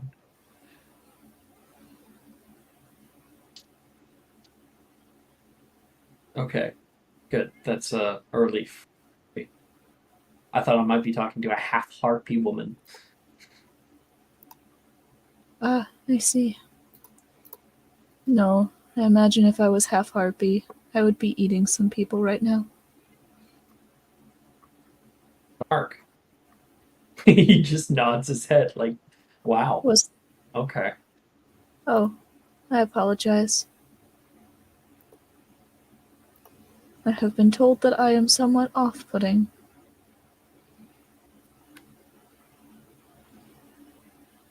You want to try some spells? He's not going to say Yes. anything about that. She just says yes. Yes. Okay, what spells are you trying now? She's gonna try Infirma Cerebra first. Which sucks because she does not have a charisma modifier. So, oh, well, she does have a DAD modifier. That's not shit. Still an 8, though, so that's a no. And then, I guess, did you just Wibbly? Oh, wait. Alright, so whatever that would have been, it wasn't supposed to be a +8. I was looking at my total. It was supposed to be +3, but it's still a nat 1, so it doesn't matter. Mm-hmm. And then That one for what spell? Digitus Wibbly. Okay, we'll return to that. Locomotor Wibbly is also a failure with a 9. Yep, that your grade's going down. Oh, Yeah. and you had that one, so that goes down by 2. So, you're trying out a bunch of different spells with Nolan. Nothing seems to be working. What? You had such a good time in Transfiguration class, Nolan says. I cannot produce the feeling necessary for this class and its magic. And you try out immediately Locomotor Wibbly. You cast forward, and all of your fingers turn into snakes. Oh, this is not fun. They're going to, some of them are going to try to bite at you. Morgan hisses back at them. Make an intimidation check. Okay. That is a nothing. I do not have a modifier for these. Yeah, straight D20. 7. You're immediately attacked, which Nolan's going to yell out, "Professor!" And she'll have to come over to help you. That'll be the end of that. That is the end of DADA class. We will be having Herbology coming up very, very soon, but I think that is a good place to take our break. So we will come back in about 15 minutes or so. Okay. Bye. See you guys then. See you guys then.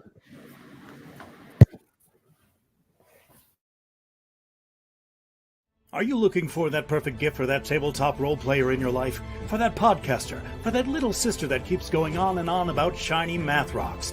Well, look no further. OBP Musical has you covered. Original theme music for your characters, worlds, podcasts, and more. Has your bard written lyrics about a party member's tragic demise? Let us compose to them. Or better yet, let us write those lyrics for you.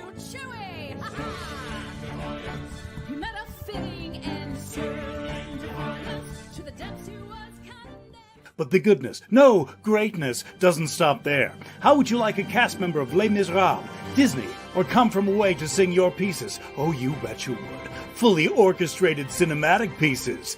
Pieces like this. Who'd rise to meet the call, who'd fiercely face the danger, be a hero to them all. For the hordes of people we have 8 vocalists, 7 composers, 2 lyricists, and an admin team ready to take your request. For as low as $60 US, you can get your own musical theme. OBP Musical, making fantasy a reality.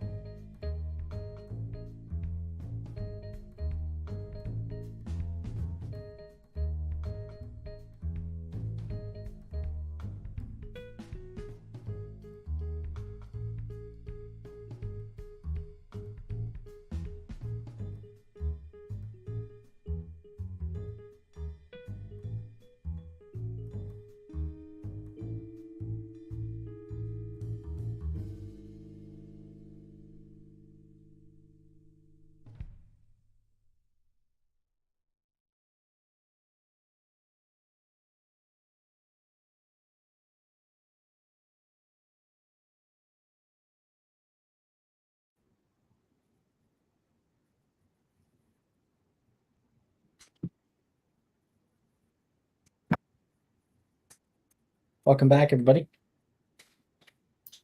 Hey, Ooh, let's do this. let's do it.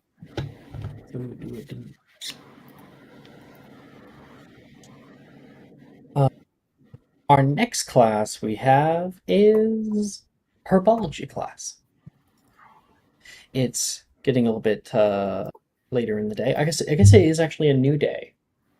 When did that happen? I think the ADA. It's the new day. And I think Menlo is out of his bed and opening up my door. Hi. You're supposed to be in bed. What do you want? What?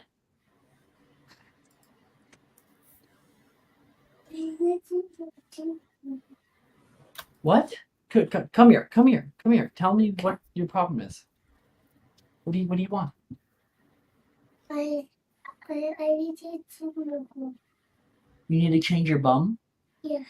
Okay. Okay. Because I know if Menlo goes out, Jordan's gonna be like, "Why are you out of bed?" So I'm gonna go and Yeah. tell Jordan.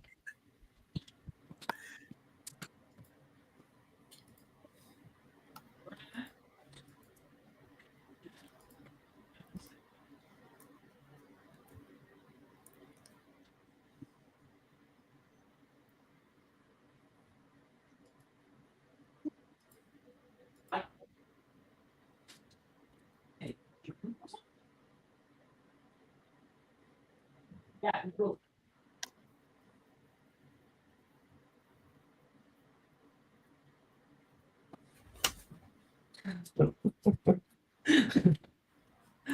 The little guy just pooped. That's all. Because I could hear him, Jordan get mad at him like, "Go back to bed. What are you doing up? It's nap time." And he just needed his bum changed. Yeah, there you go. Gotta be comfortable. Where were we? Right, herbology class. I'm pretty sure if we look at the Hogwarts class schedule, the new day, started with Defense Against the Dark Arts, so it's now second period, meaning that this is just before lunch. The sun is high in the sky right now. You guys are well awake. It's right in the midday here, and your tummies might be rumbling just a little bit. Meredith, you walk into the overgrown greenhouse 1, and all of your stations are set up with a pot that is an odd shape. It's sort of like a very thin but large bowl that has a thin layer of dirt soil within it, and sitting on top of everybody's bowl is a engorged purple plant that kind of looks like a very like the mixture between a gourd and an eggplant. It has a little green cap with a vine that streaks down into the soil itself. Professor Sprout is up at the front. She says, "Watch yourselves today as we learn about the ever-volatile bouncing bulb. The only way to control it is to keep it restrained. So, we'll keep a firm grip unless you enjoy chasing plants around. Please pay close attention to how I handle the bouncing bulb and avoid injury." She takes her hands, taking like a wide stance on her hands. You're going to be grabbing it and pulling it to your armpit like how one might take an American football. She grabs and pulls immediately, and you can see the bouncing bulb kind of move in her grasp, but there is a resistance there. Now that we have it here, we want to make sure that our hands are covering nearly every single section of the bulb. If there is a large enough area, these little bastards are slippery. She says, "You're going to carry it over to the smashing zone. I have a little wooden board here for myself. Just going to place it down on there. Hold it down with one hand." Her hand's like moving a little bit. "You're going to grab the metal mallet from underneath your station. She'll be right there. And what we're going to be using this for is different potions ingredients, and we are going to be harvesting the internal ooze. but there is a pit in the center which we want the most. Everyone ready? 3, 2, 1. Bam! With a heavy smash, the bouncing bulb flattens into purple ooze. There we are. She moves away some ooze and then grabs a large pit. Just like an avocado. That's what we're looking for. The ooze itself is used in the potion making, and the avocado is used to make more, she says. Sorry, the pit is used to make more. Okay. Everybody else, you have your own things to worry about. Everybody's going to make me a herbology check. Okay. We'll try. To begin.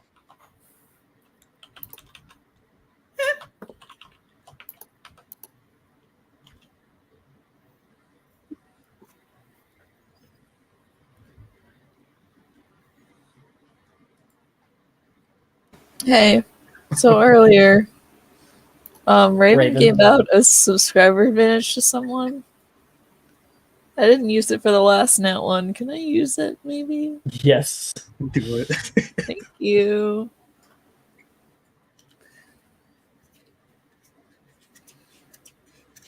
Okay. Not in that one. Not in that one. Not in that one. I'm gonna double check It my was worth notes. You can't double check notes on these. Oh, we can't? It's not a That's what I spellcasting check. Fuck. Forgot about that. Okay. Sorry. Okay. So, Meredith, what did you get? Got a 15 total. 15 total. Okay. Morrigan, you got an 8. Wait, I have inspo. I forgot You I had do? inspo. I'm gonna use it. Yeah. And now I unmarked it, but yeah.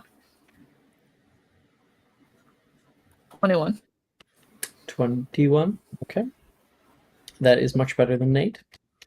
Callista, 16. 16. Okay.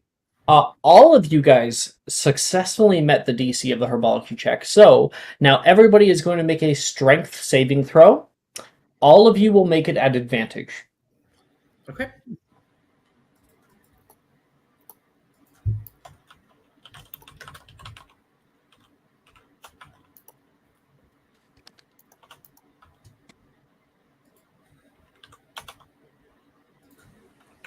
Natural 20.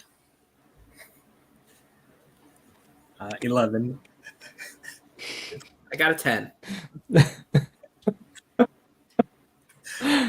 Oh, great. You know what the DC on the strength save is?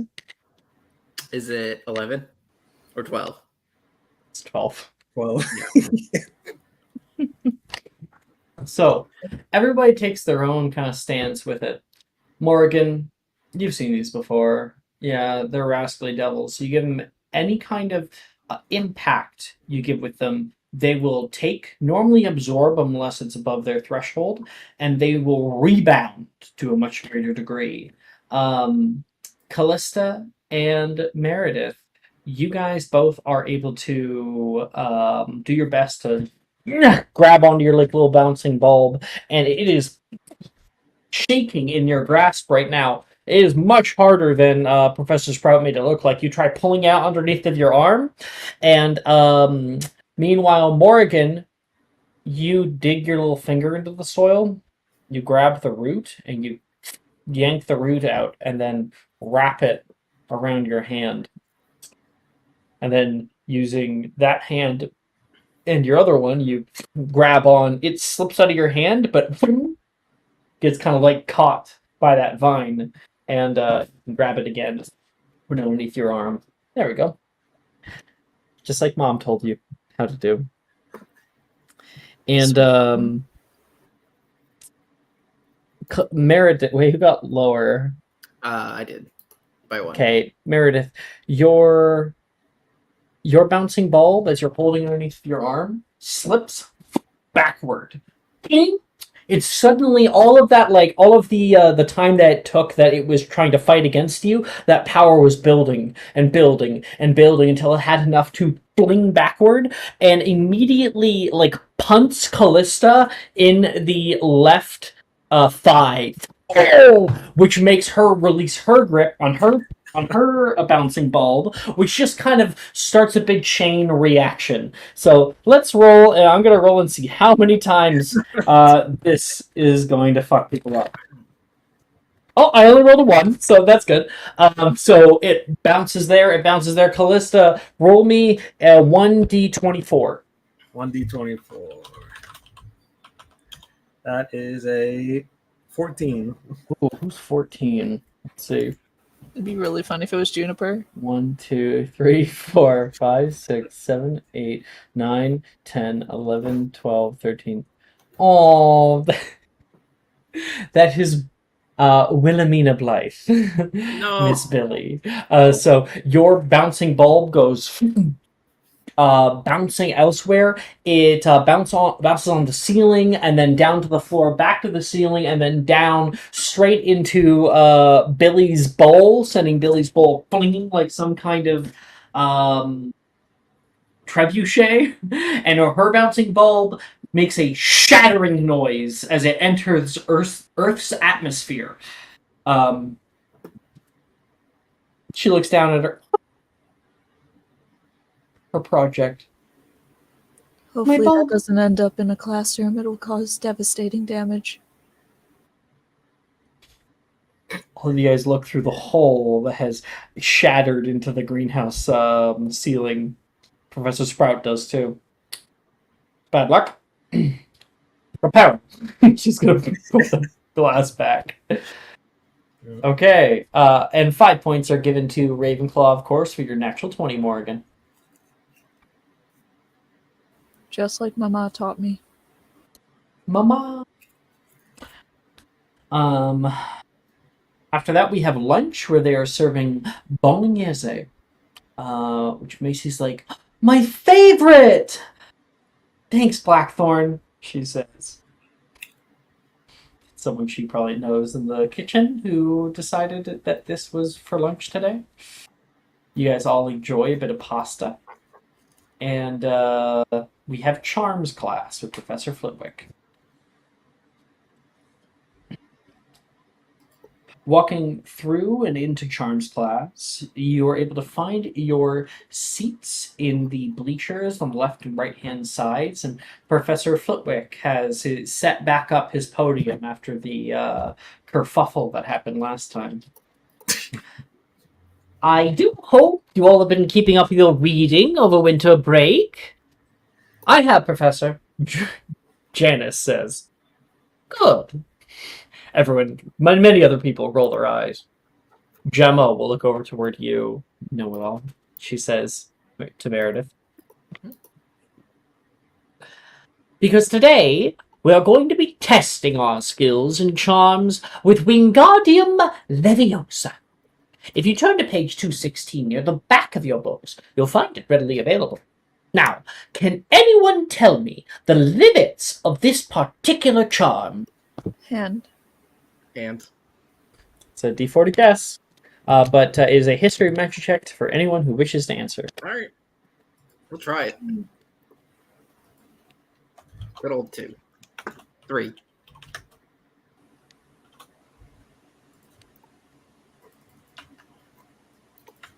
Go down. You got a 3, Meredith? I'm going to be calling upon you, and you're not going to know the answer. Oh, there we go. Okay, all right. So he looks around the room. He sees a few hands go up. How about we try out Miss Ainsworth? What's the limits of Wingardium Leviosa? And give me a bad answer. As ridiculous as you can think of. Okay, I would say, well, last time I lifted Taylor, so... Well, if I could lift Taylor, then I could probably lift more, so 200? Oh, not quite. Miss Shaw. The answer can be found by literally reading the spell card. What are the limits of this particular charm?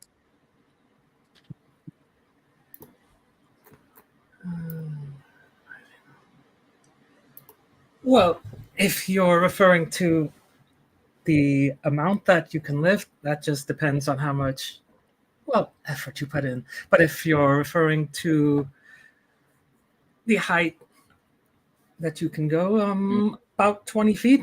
in 20 your feet? choice. Yes, yes. What is the regular size category limit? Oh, if you're just tossing it out, it'd be, I believe, up to 100 pounds. Yes, 100 pounds.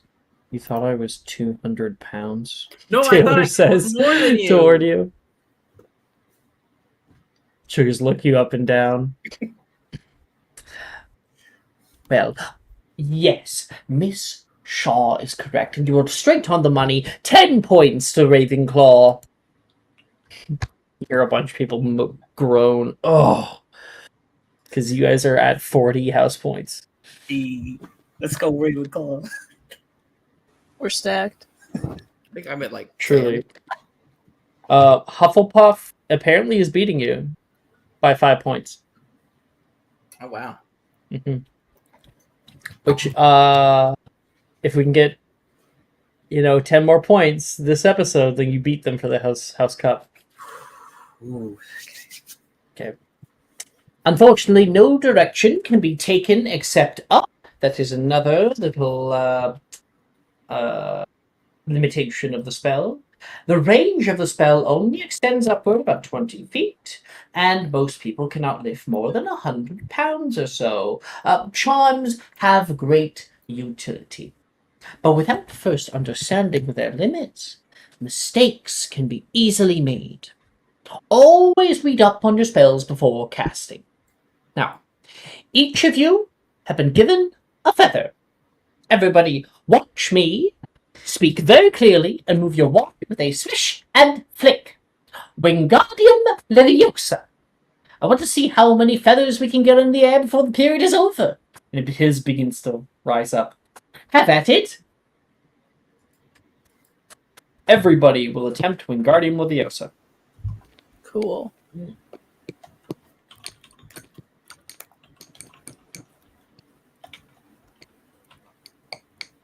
Did it. Ooh, that one. Wow. Got a lot of nat 1s, a lot of nat 20s today. 14. Which is a success, which means I lock it in. Hey. Okay, so I believe, Morgan, that's technically a success, right? It is, technically, because Yeah. it's a cantrip. And then Faith got the nat 1, so, we'll have to come back to that one.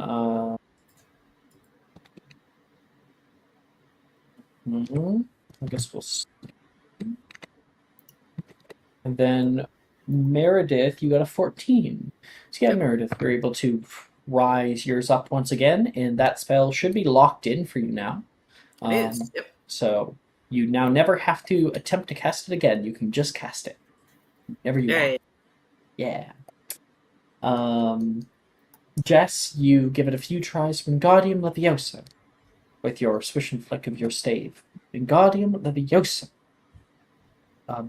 Nolan whispers over toward you. Give it a tap. Tap. Wingardium Leviosa. And with that definitive tap, there's a little flash of blue, and the feather begins to move up toward the ceiling. Did it work? Yes, thank you. Nolan smiles. And at the other side of class, Meredith. Oh wait, no, not Meredith. Faith, Callista. Wingardium Leviosa. Wingardium Leviosa. Nothing's working. Wingardium Leviosa. Wingardium Leviosa. You keep trying it. It doesn't work. Wingardium Leviosa, you say once more. The feeling is beginning to pull up into your throat, and there is a large where Callista once was. Her emotions backfired upon herself. When the flash subsides and the smoke is rising up toward the ceiling, we can see Callista coughs out and her entire being is covered in a thin layer of soot. Just takes that and like wipes the soot off the shoulders. Reese is gonna like hand you a handkerchief.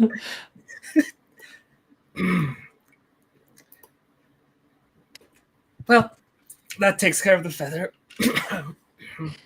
Yeah, it takes care of it in the biblical sense. There's That more thing ways to is do things than dead one. now.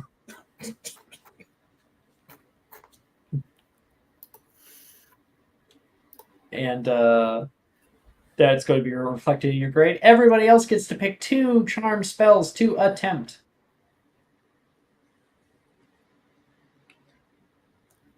What? Bit of magic. I can do this now when I'm doing point me. Ooh, that's cool. Yeah.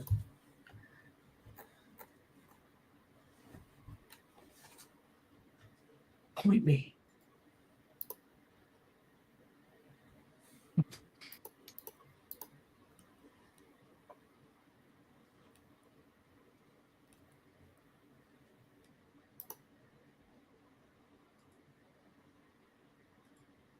Tell me once you're ready.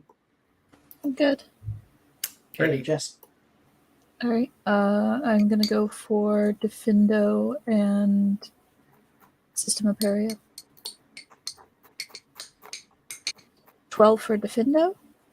Okay. Defindo is successful. You can grab pieces of paper. Casting up Defindo, you're able to cut it in very precise ways. Do you want to make like a snowflake? She's gonna try. Do you want to make people holding hands? Do you want to make... Actually, she'd What? probably do the people holding hands. Okay, you cast that out, and little slices open up on your paper, and then you're able to grab that and unfold it. Friends.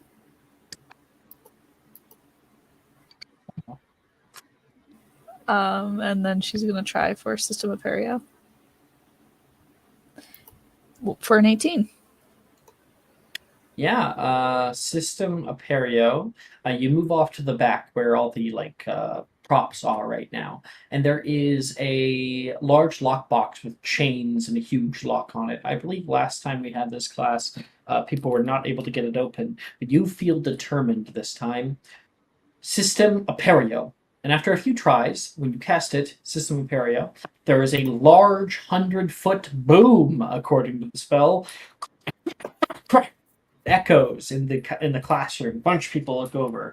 The lock breaks off, and all the chains unwind themselves, and the box flicks open. Very good, Miss Carroll. System Aperio is a difficult spell to master. Thank you, Professor. I have been practicing. I'm still not quite dexterous with charm work. It's difficult to get the movements right with a staff. Well, Miss Carroll, it shows. It shows. And that is Morgan. So with a 10, 12, and 18, your grade is still going to say A. Oh. Meredith. All right. Let's do Accio first.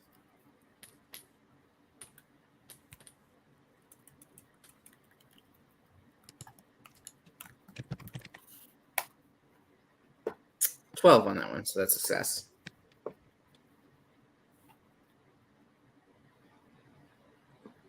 $12. Okay.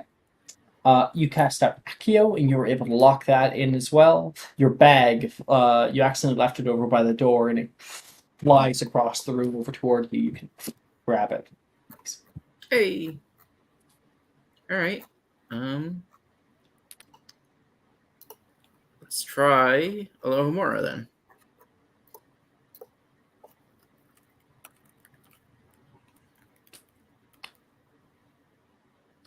If I remember correctly, we were not able to get this correct last time. Right? Oh no, you did call a portress last time? One person did, I believe. We had, because someone closed the door with the magic lock. Yeah, Raven, I think, And then called Chiron focused it. opened it. Yeah. Right. Alright, so I'm just check Lord Mora's spell. Is it L? It is O. Cool.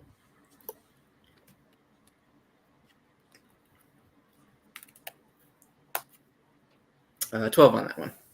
Yeah, you are able to go to the other side of the door, give it a little manual lock, go to the other side, and Aloha Mora. You point your wand at the lock, and the point of Aloha Mora and how well you're able to do it is how steady you're able to keep your wand, pointing directly toward the lock of the door, and then twisting your wand without really like rotating the wand at all, just moving it like that. Those kinds of very definitive, finite movements are able to click. The door opens up. Congratulations. All right. With double 12, double 12 and a 14, I believe, Yes. from Guardian. That's going to put your grade down from where you had it. You were at an O. You will go down to an E. Okay. See, even if you don't fail, your strict grade can still go down. It just depends on what the what tier you kind of got onto. I haven't failed yet, so my broken wand hasn't exploded. No, it hasn't, which is really funny. Callista. Callisto's still feeling a little petty about what Janice said about her sugar meals, so she's gonna try to Asio Janice's feather. Okay. Are you gonna try to like time it for when she's trying to cast Wingardium Leviosa? Yep.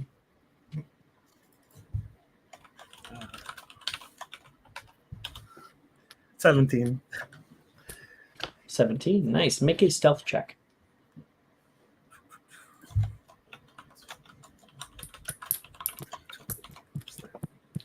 Seven. Okay. So you're not able to frame her, unfortunately, but you are able to fucking annoy her. Let's see a little perception checks if he sees anything that, yeah. You cast out Accio Feather. And as she's casting Wingardium Levy, her feather goes flying across the room. Oh, she watches the feather fly over. And in mid-air, Defendo, attempt it.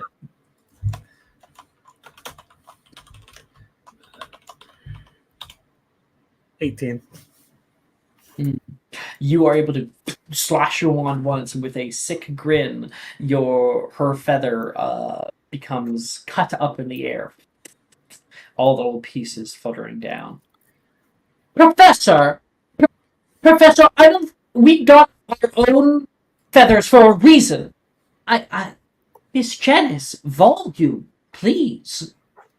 I'm sorry, Professor, Miss Shaw is messing with me, I think. All right. Callista just puts like a hand in Conjure it. another feather, then. It's not that big of a deal. You know, Professor, Not that I'm sorry, big. I was just attempting to test a hypothesis Janice actually came up with.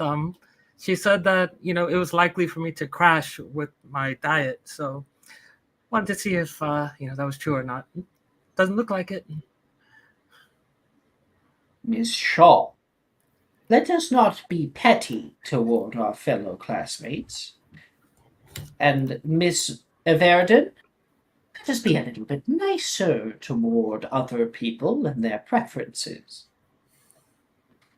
Janice looks at you, feeling put in her place, and is upset with you. Okay. That is Callista. So with Callista, you got a 17 and an 18? Yep, and the one that one. And then that one.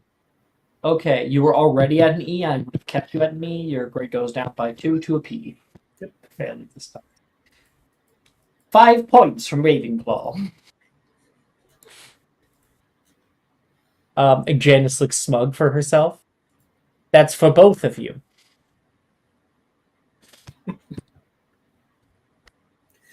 Okay. That is Charms class. Charms class comes to an end. I got everybody, didn't I? Yeah, I did. Yeah, I think so. tell me if I'm wrong, but No, I think so. our next class is potions class. All of us have potions class. All of you guys will be able to create a potion of your choice from the potions list. I will send you a link to the potions list.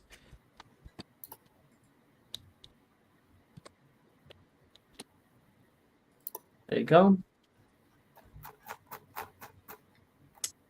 And you can make a potion making check to attempt to make it. But I want to hear what potion you're doing first. Does proficiency with the potion kit help here? No, Potion Years Kit allows you to create potions outside of class. Oh, okay. Otherwise, someone has to come to the classroom and use all the gear there. So you can make potions on the fly. Got it. I got mine. Okay, just pulling up the potions list here. So we can go over them. Potions. What do you want to make, Faith? Blemish Blitzer.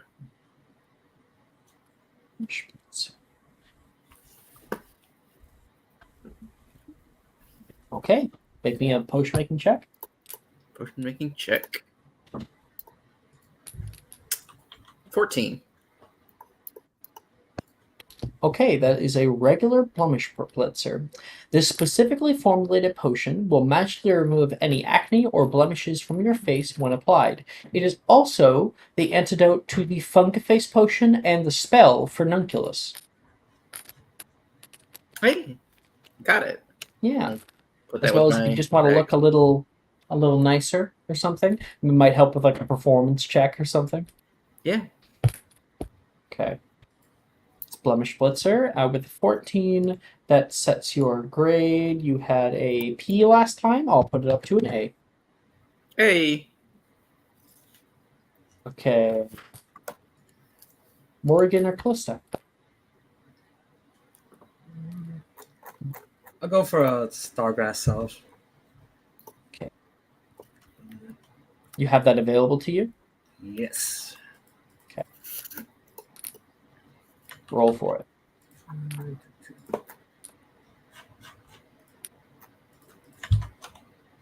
it. 15.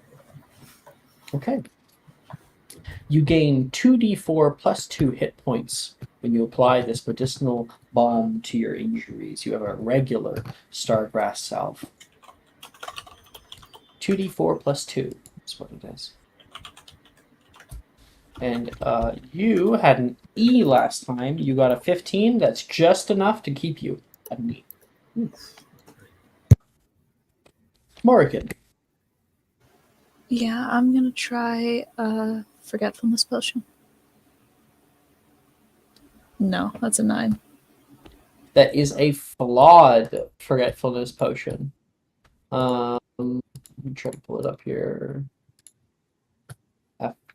F. So, when you drink this potion, you forget everything you perceived in the last 30 seconds and won't be able to remember anything you perceive for the next minute. So, it's still useful, it's just little.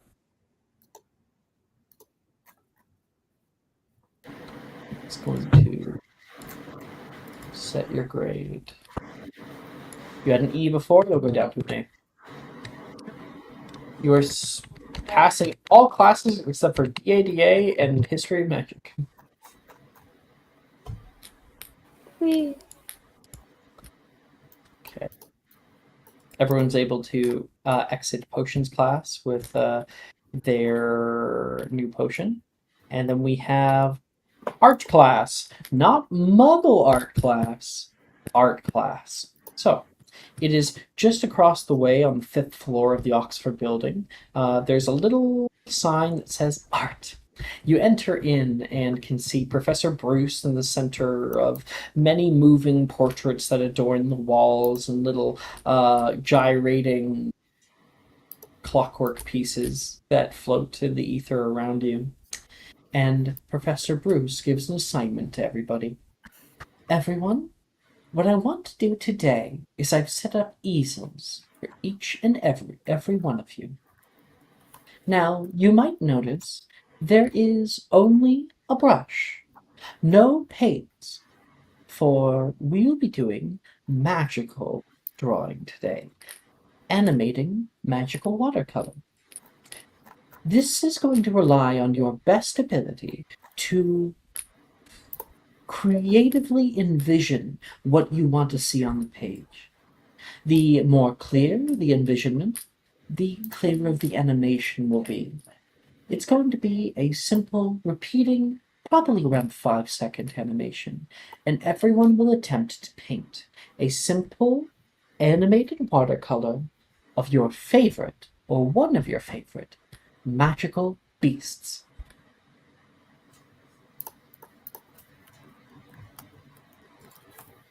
And so everyone can do that. What you're all going to do is you're going to make a performance check. You're using these enchanted canvases that automatically will, like, when you move the brush on top of the canvas, it will start to create an image that's in your head. And you guys will tell me what you create. Oh, I suppose, Meredith, you probably have never met Professor Bruce. What have got? Professor Bruce is another one of our, personal, not like main Harry Potter canon characters. This is Professor Bruce. She is the art teacher. Okay.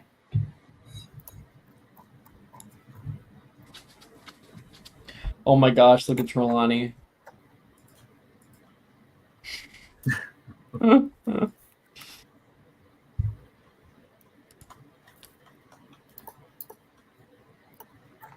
Once you have your performance check, you're going to tell me what you made based on that check. Performance. Okay.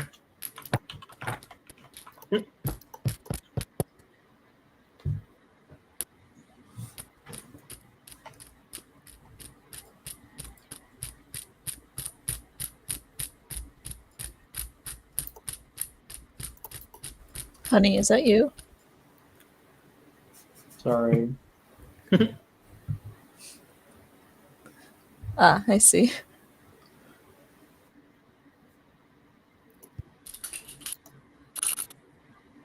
Whenever there's a sound and it sounds like there's something too close to the mic, I always think it's you now. I have to fidget. I know, it's fine. You're okay.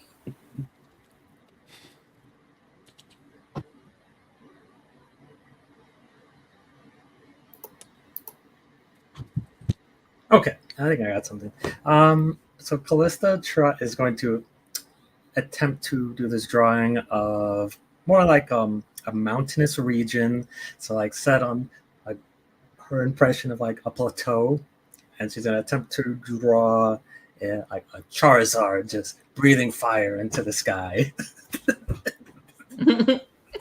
Magical creature. Technically, the only difference between a Charizard and a dragon is the fact that it has a fire on its tail. And with the 13, I think it's a decent enough drawing. Maybe resembles remotely a dragon. The animation might be a little blurry, which might actually help you.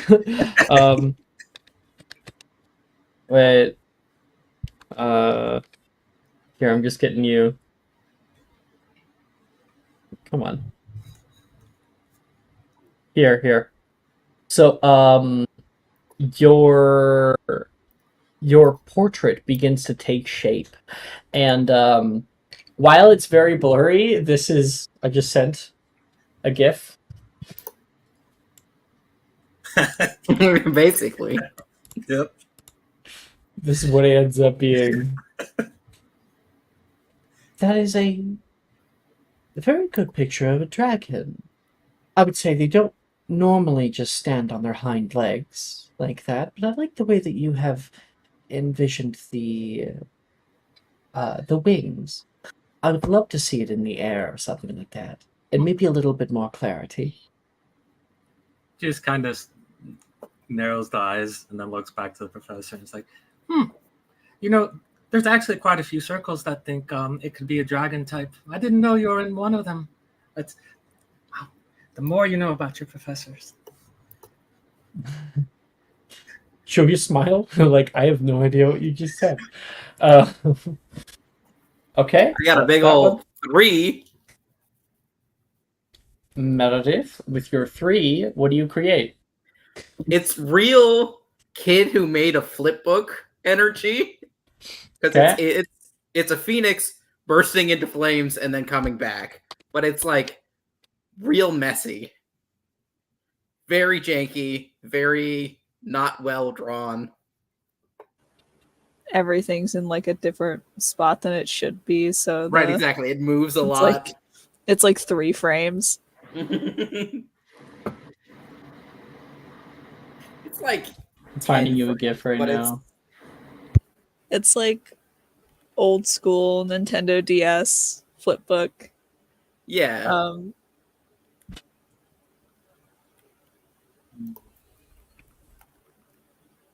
Here.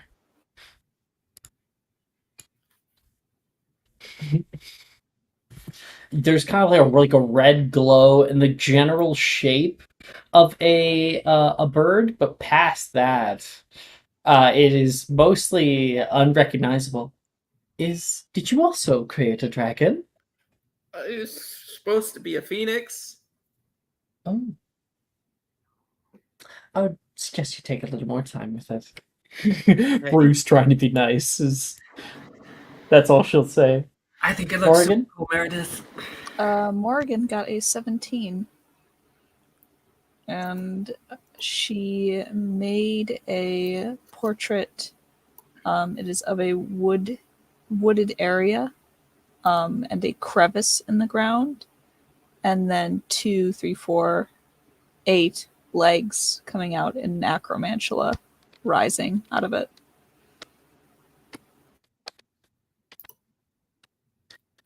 Funny and good. Yikes, that's creepy. Getting the creepy crawlies just looking at these things. Spoiler. No one has arachnophobia, right? Nope. Nah. Nope. I'm not going to show it on stream, I think, for arachnophobia on stream, but look at the GIF I sent. Creepy. Yeah, you can see it's like large chitinous legs, the thick hairs that peek up out of the creaks of it, the many glowing eyes that cover its head. Are you guys hearing that? A little bit. I do have a question for you. Yeah. Hold on. Hidden?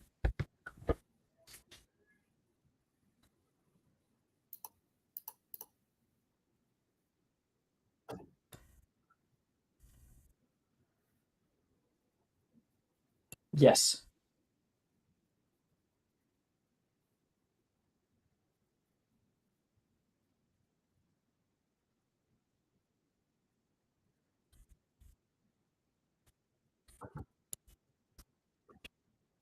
Mm. It is a question that I had in my brain. You might have a memory of one single dark night from when you were very, very young, probably 4 to 5. Mhm. And yeah, you wouldn't have been involved, but you maybe would have seen it in the night. You want to describe in better detail what it looks like? The acromantula is significantly large, has a very large thorax. Its legs are not just like covered in that kind of exoskeleton, it's got almost spikes at the ends of it. It's a very imposing figure.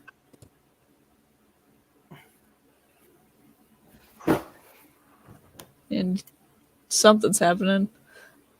Sorry, my cat. No, not you. he got up and walked away. So I was like, oh, okay, Oh, damn.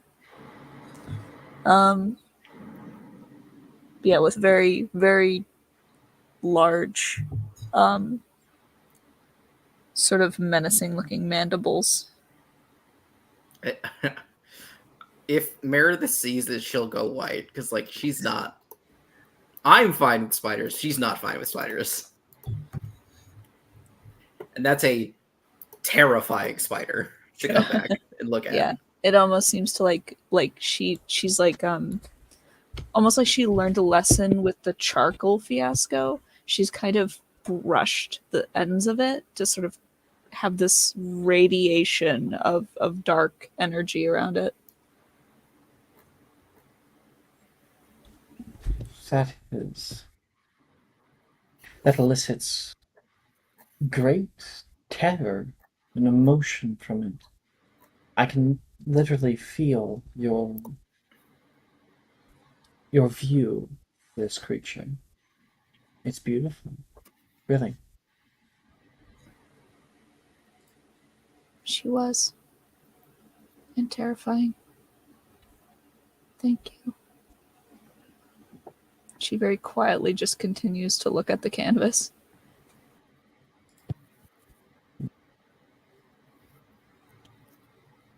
All right. And that is the end of art class. So, all that is left for us is Quidditch tryouts. I believe Callista definitely wants to do that. Meredith, what about you? Yeah, I think Okay. she did flying pretty well, so I think she wants to try it. So we are at the 3-hour mark, and we only have 3 people. I was hoping that we might have another person showing up.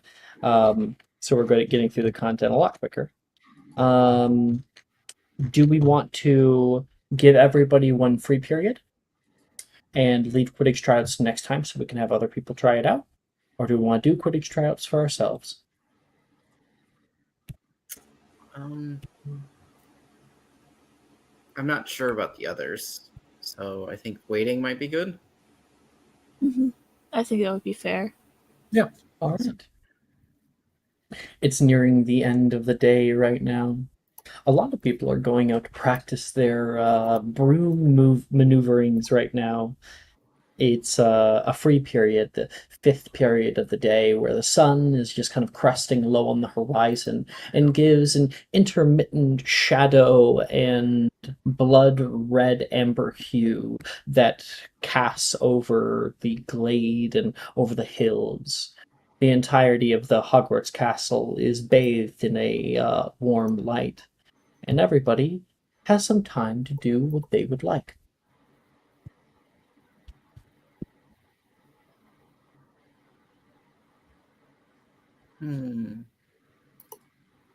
Just finished dinner.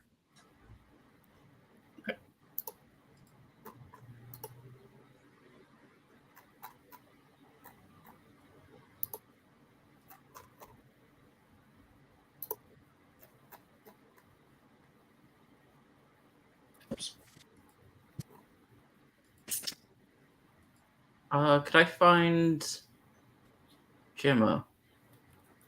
Ooh, probably wouldn't be too hard. Normally, days like this, she ends up hanging out in the actual common room. She likes to play wizard chess. So, following well, you know what? I like to hear what everybody wants to do, and then I decide on what like scenes I want first and what ones I want last. So that's Meredith. An idea of what we can do. Morgan, Callista. I think Callista wants to try and find Taylor in the hopes of, exploring more of Hogwarts and find the quieter places to relax. Okay, you're going to find Taylor this time of day.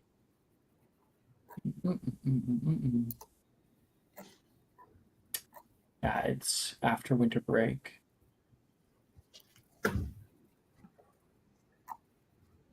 Yeah, okay. I know where she is. Morgan.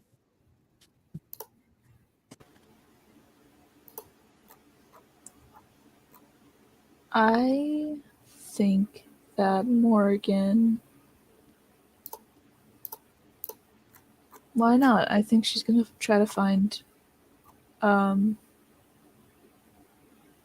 She's gonna try to find Professor Deldero. All right. All right.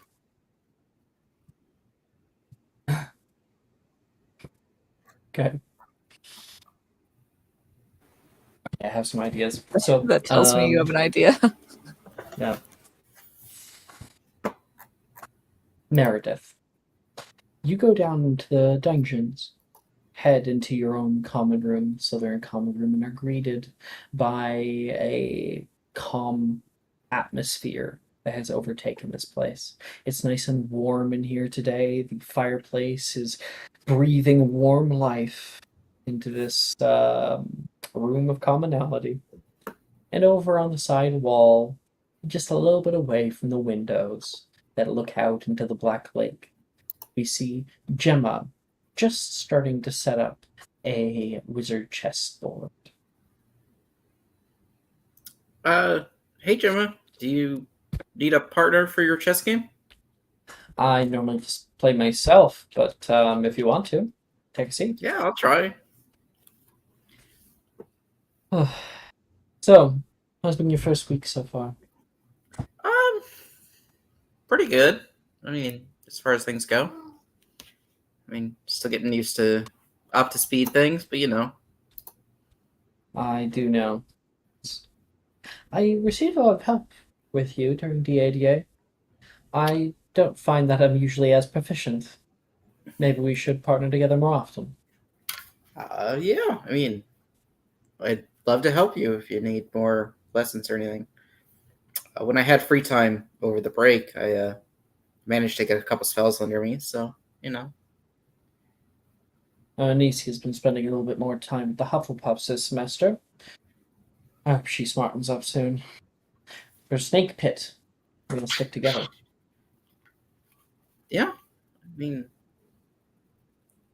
we're all in the same house, so we all should do well together, I guess. Honestly, I don't know why they put our two tables next to one another during breakfast, lunch, and dinner. They're so loud. But I think it's thinking about sort it, of to like intermingle people. Like I don't know. It. I guess it's to like make sure that people come at different places and they can cohabitate or whatever. thinking about it, the Gryffindors would just be obnoxious the entire time. But I would say less probably than the Hufflepuffs would. But they'd insist to come and sit with us, and I'd rather not. And then the Ravenclaws, if they sat next to us, well, Ravenclaws are always so stuck up. They always feel like they know better. Like, their book smarts are any better than our actual wisdom, our intuition. Hufflepuff Yeah. is just loud. Ugh, Morgan, I could hear him from across any room that I'm in. He is kind of loud, yeah. And that boy Wilfred. Don't even get me started about what he did to the girls' bathroom last semester. What'd he do? I said don't get me started. Okay, I won't. We'll play the chess game. I won't. Fine, fine. And she's like sets it back up. Alright. I'll go first. And what you guys are both going to do for Wizard Chess is you're both going to make an investigation check. The first person to gain 3 successes wins. Go! There's a 16. I don't want to edit. I want to roll. 11 for that one. Pawn to d4. And you can see one of her little pawns moves. The spear stamps down, and it will rum bump forward. And you're like, whoa, that thing moved on its own. Oh, okay. The thing is actually like looking up at you right now, and then looks down at the battlefield. You go. Okay. You start to move your pieces around, and the game begins. When finally some of your pawns begin to meet, pawn taken, and you can hear the two of them ting ting. Their weapons go wild. You're not really sure if even the attacking one is going to win. Your pawn actually is able to kick the leg out from underneath the other one. It rises up to stab down to kill this pawn that attacked it, and the pawn next to it is going to strike a spear straight through your pawn's heart. And your pawn shatters. Yes. Teamwork. Huh. That is very, very good. Perhaps I won't throw you in a fire, she says. The pawn, nods. Have to keep them in line. Here you go. Are they alive? What?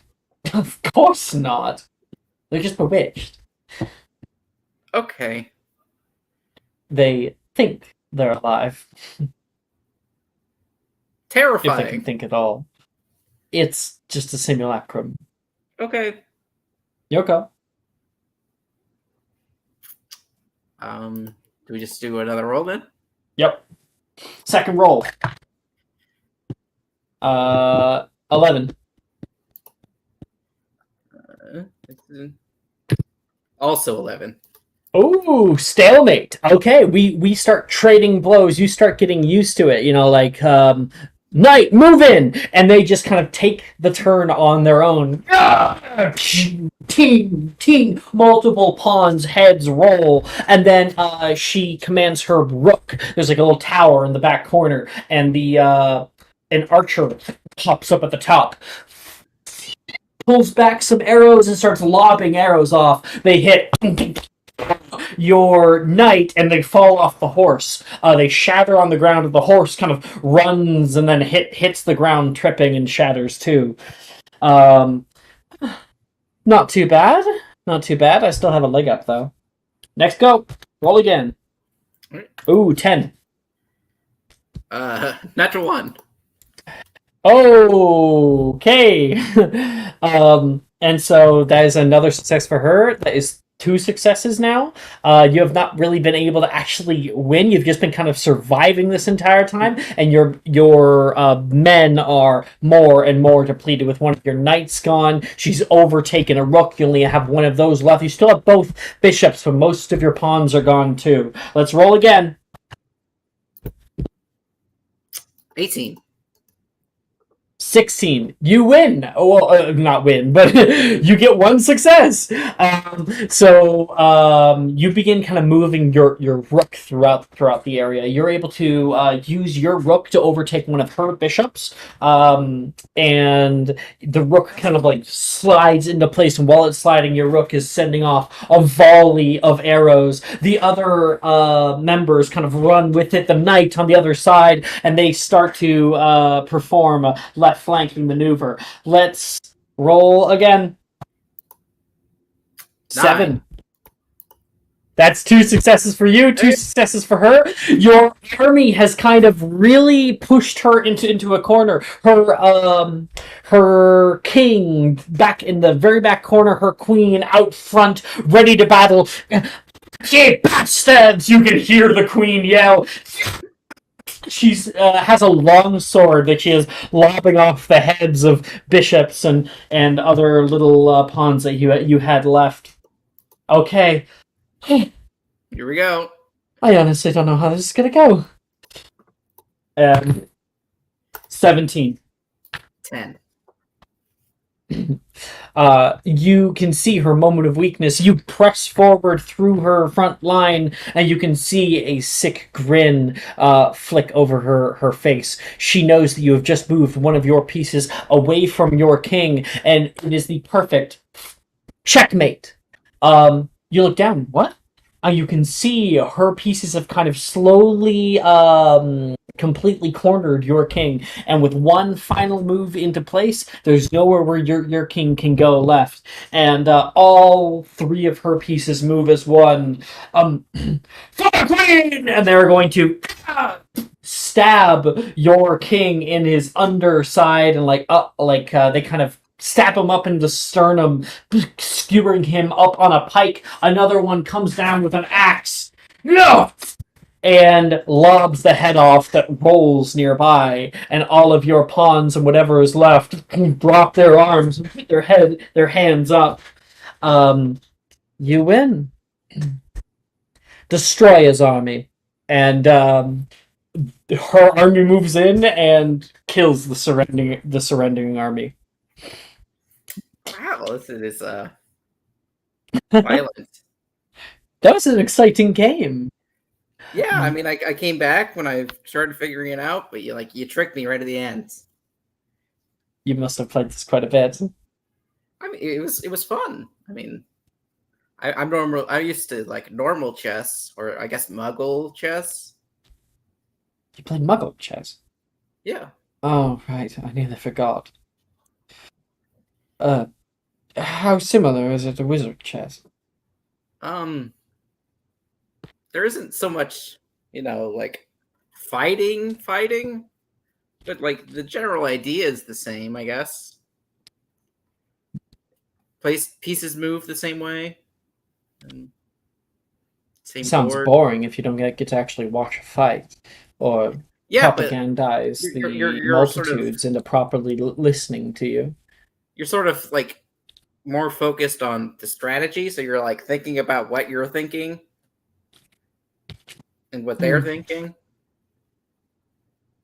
My dad's way better at it. Maybe we should try it sometime. Yeah. As long as you don't tell anybody. I don't want to like go against you and make you like seem bad or whatever. I'm not gonna like seem bad. Meredith, I just wiped the floor with you. I came back. I almost came back. Almost.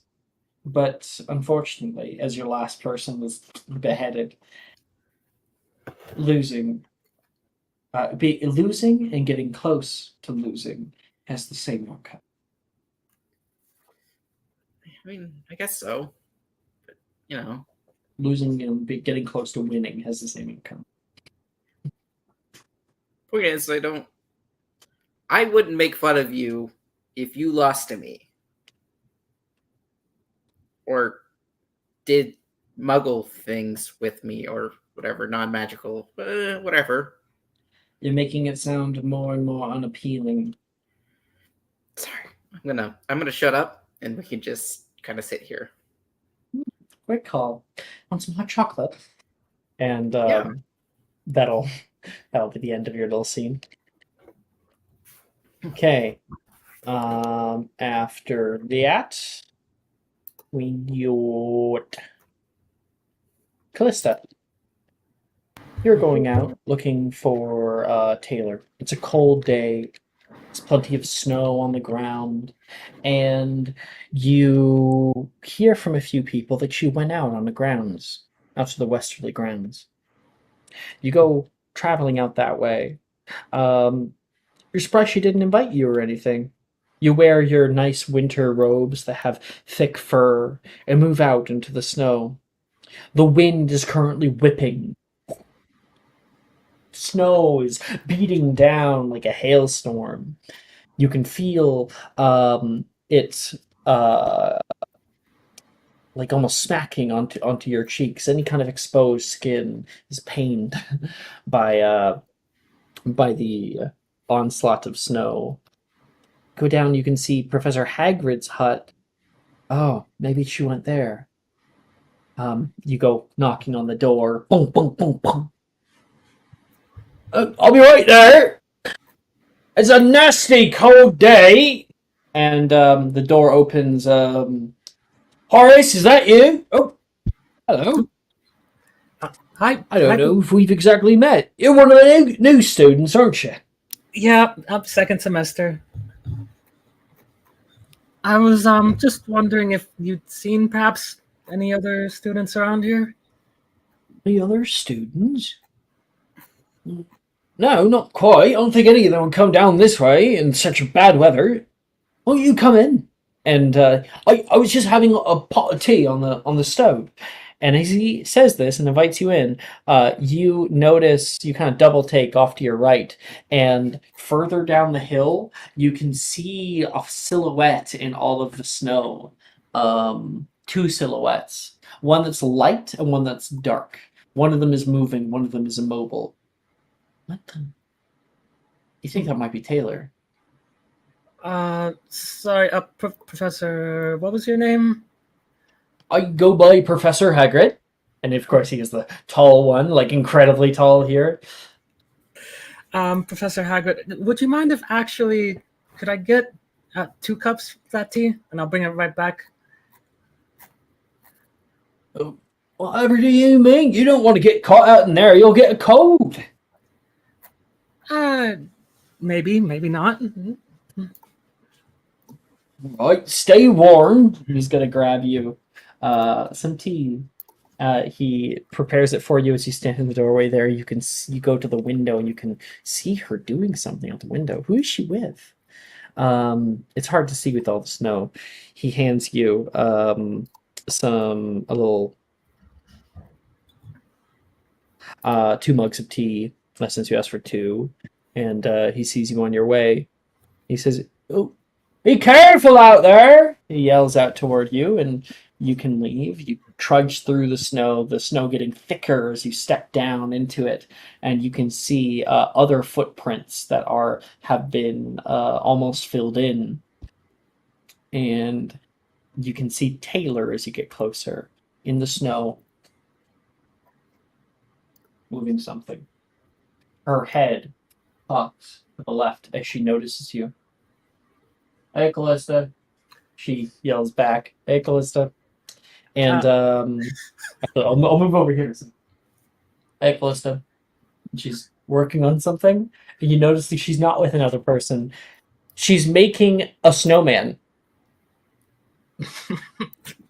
Yeah, Closa definitely lets out a little giggle and say, I didn't know you were interested in making snowmen, but it makes sense. Apparently, you live in the cold weather, right? I'm 12 years old, aren't I? Snowmen are awesome. I was thinking about making a whole little family. She already made a baby. She's going to pick up a little snowman baby, and the little twigs are on the side. There is I couldn't find any coal for the buttons, so I just used some river rocks. Hang on, didn't we learn a spell for this or something? So he's gonna kind of put the teacups down and pick up a couple of the rocks, and Caleb notices the teacups. Try to Vera Verto one of some of the stones. I just don't have any carrots. Unless he brought them. What's this? She says, looking down toward the tea.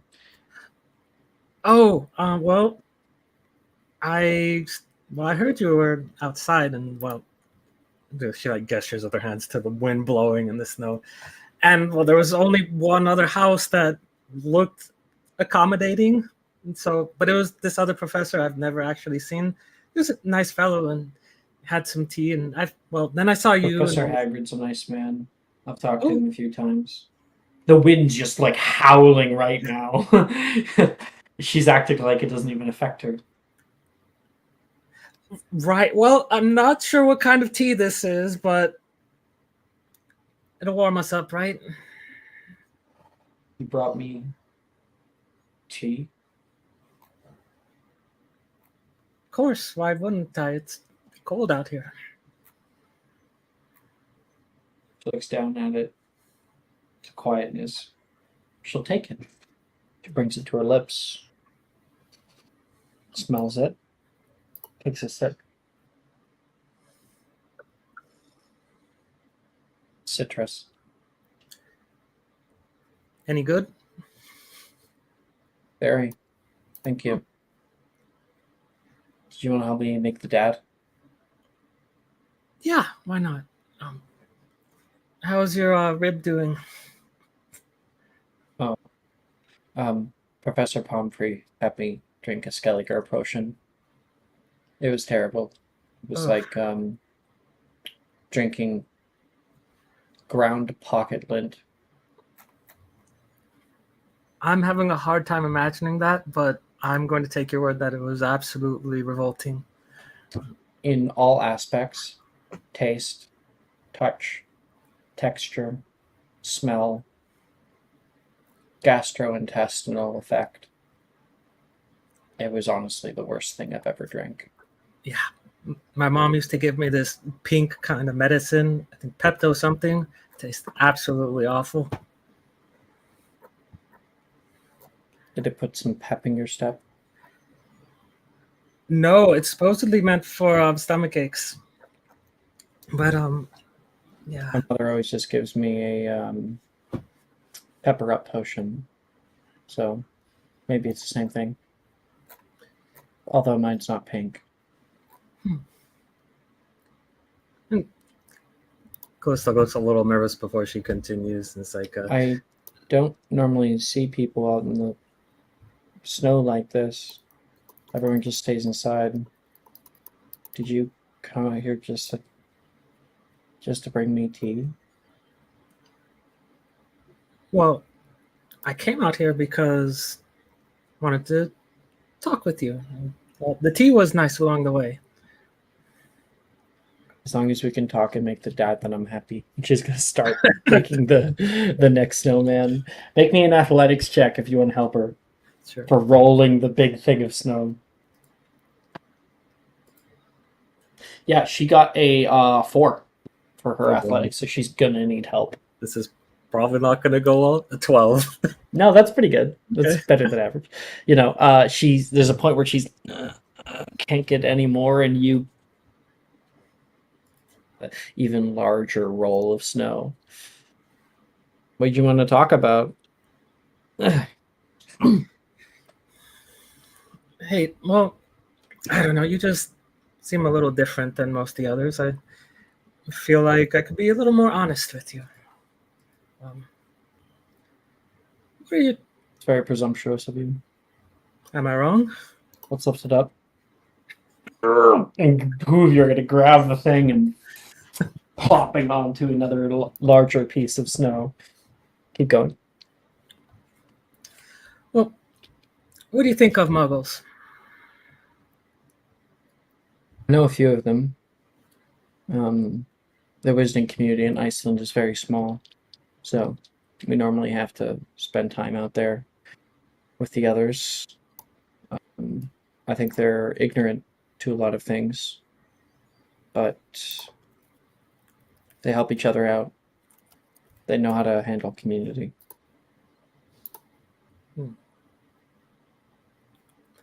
I actually didn't even know what the word muggle meant until I was around 8 years old.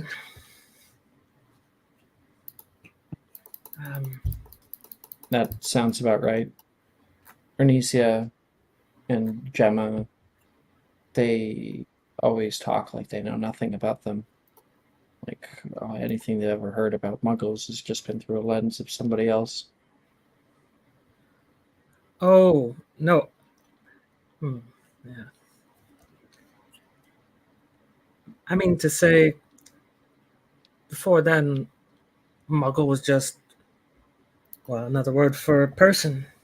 Human. Yeah. I guess I understand.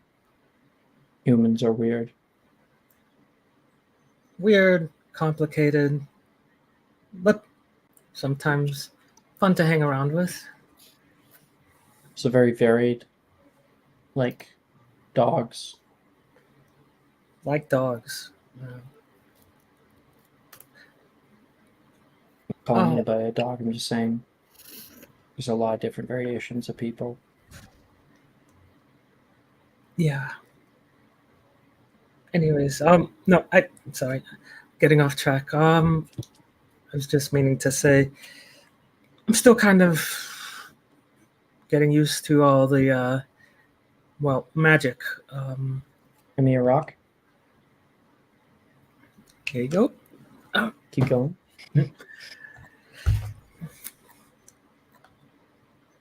I've read a bunch of books. I've learned from people how to do magic one way or another. It's all very complicated. She actually shift her face to actually mirror her grandma. She does like an impression of her grandma, and I have a picture of that. Put that in here. Character art. Character art.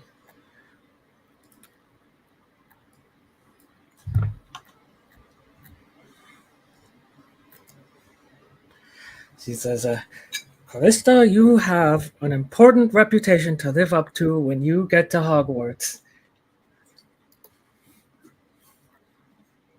It kind of shifts back. It's a lot of expectations.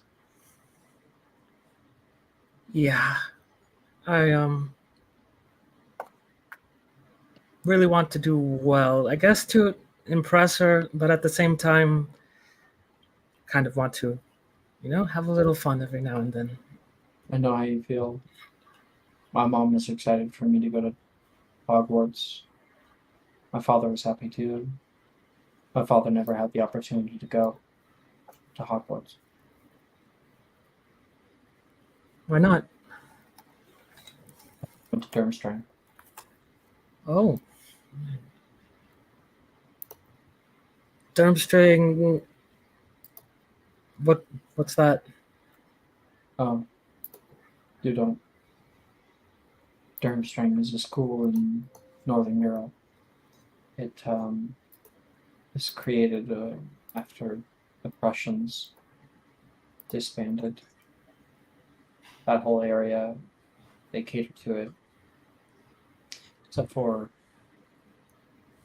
Kadovstorets that the Russians go to. It helps Iceland and any wizards there.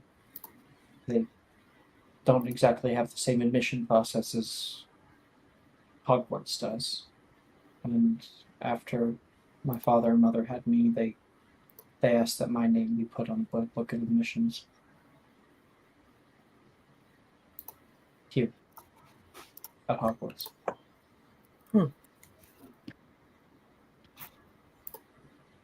Do you wish that you could be somewhere else? No. I love it here. Mm. We have really good lake access. Yeah. And when I don't expressly want to get all wet, I can just go by the windows. Because the Slytherin common room has windows out to the lake. And so I can look at all the fish. You go to the lake? Oh, right. Yeah. You should go with me sometime when it's a little warmer. I think you might die if you go with me now. I wouldn't doubt it. Thermite is a serious issue. Your what did you say? You had a harpoon gun? They wouldn't let me bring it to Hogwarts. Can't see why not. That was my thoughts exactly.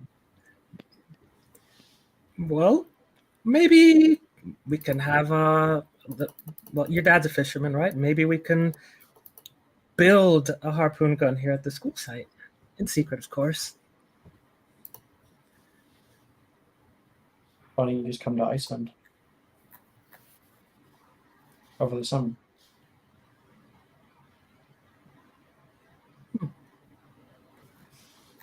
Is it this cold in Iceland?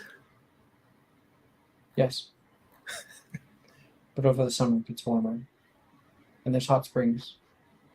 Maybe we could visit if my mom allows it. I'm sure my mom would be very happy to hear that I brought a friend home.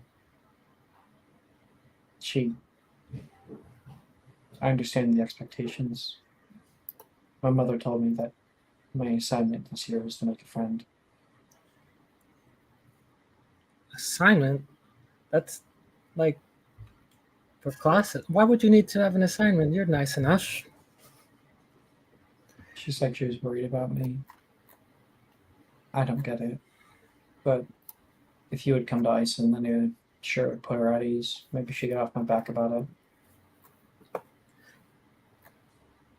Well, can't say if I've ever been outside, well, Great Britain. So sounds exciting to me. We go by Port Key, so it'll be nice and quick. If your parents allow me, of course. I'll definitely have to ask, but I think they'll be all right with it. That sounds like it could be fun. You can show me those beautiful. How do you describe those rivers, the shores of red with all the seals and the killer whales? How did you put it? I described it as a massacre, a blood massacre. Right. But that's just the shoreline. They mostly do that in winter. Oh. So we can see the animals that are there during summer. Yeah, my general goal is not to traumatize you on your first day to Iceland. You know, I think we should take it from another route. You know, like when you're learning how to swim, perhaps they say you gotta jump in the deep end, right? I never learned how to swim. I could swim. I don't really get that. You guys have to learn. You could Okay. just swim. If you throw a baby into the water, they'll just swim. Ah, Decided. Me and my brother. Guess it's just who we are, you know. I think that's exactly what it is, because if you throw a normal baby into the water, they're probably not going to be able to get out of the water. That's very good to know. I'll be sure not to throw any babies into the water. Yeah. But yeah, no. Why don't we, over the time, we'll think about the most interesting sites around your area and then show me those, rather than let's skip the whole playing it safe. You're an adrenaline junkie, right? I'm expecting good things. Make me a Constitution save, Callista, for being out here in the cold. Okay.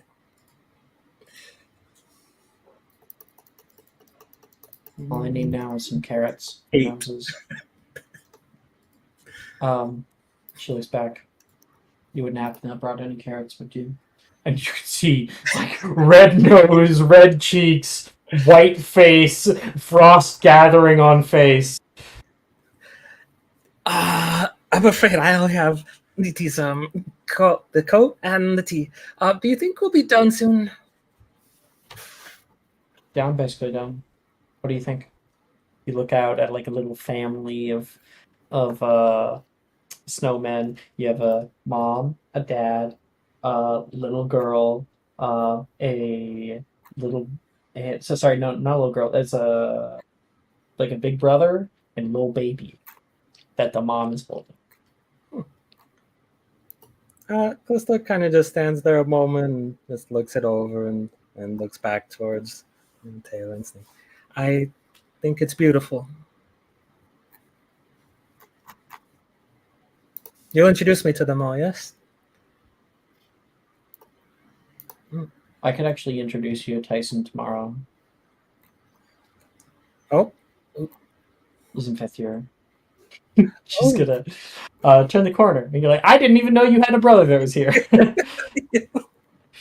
Yeah. You should get inside. You look like you're turning into a popsicle. I am. Good to know. Well, you also have a sibling that comes to this school. I don't really get along with mine. Give me your hands. She'll take them. Yeah. She places them under her armpits. Are they warm? Very. Oh. Much better. Thank you. Okay. Get behind me. Keep your arms under. And so you just kind of swap. And then you two of you guys walk back to the castle like that. And like a train. Nice. Yeah. Okay. The wind whips up and gathers up around the little thing.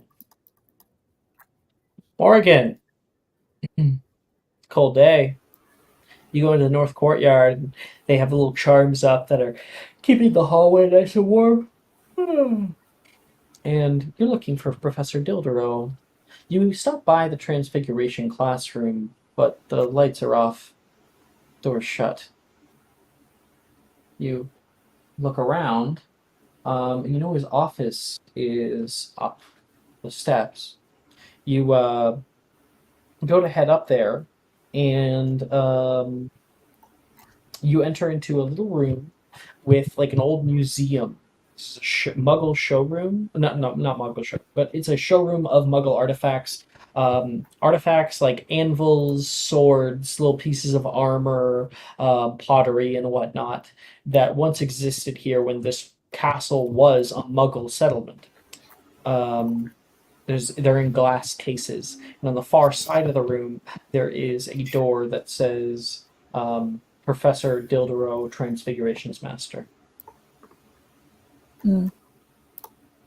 She'll walk over to the door, kind of passing the, various bits of armor and swords and stuff with like a wary eye. You like knock on the door, knock, knock, knock. Call out his name, but there's no response. You look around the room and kind of settle on the other side by the window. Where could he? And then you see from the second floor, looking down toward the northern grounds, you can see a silhouette in the snow trudging along, walking northward along the road and starting to exit toward Hogsmeade.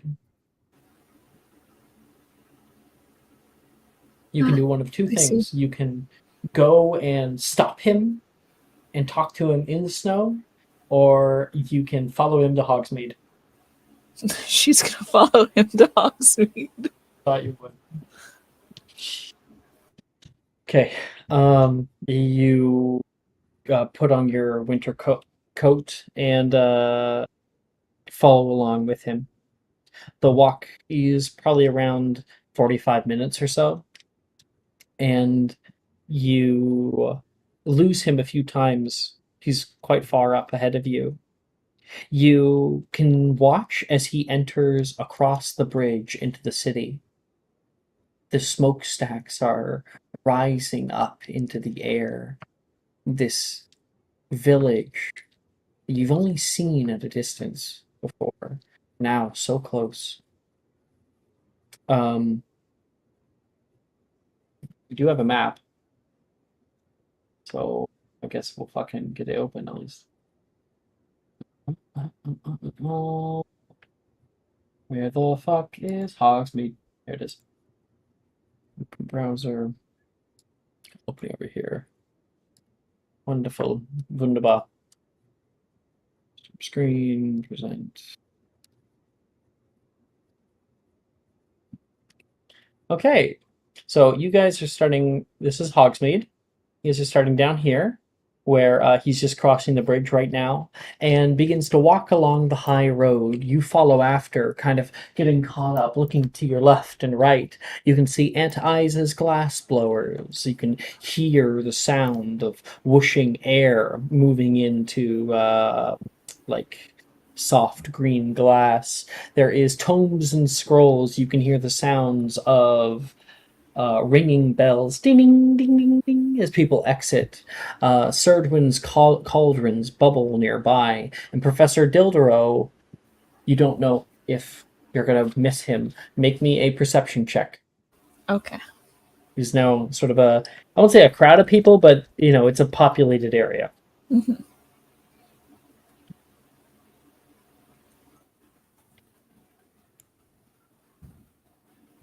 Fuck. What did you get? Damn it, I only got a 10. Okay. With a 10, you look around. Dildero's gone. Where'd he go? You start running forward. You can see Oakenstaff's old oddities, Glimble and Glam, and a huge inn up here, northern. The Three Broomsticks. Where do you want to go?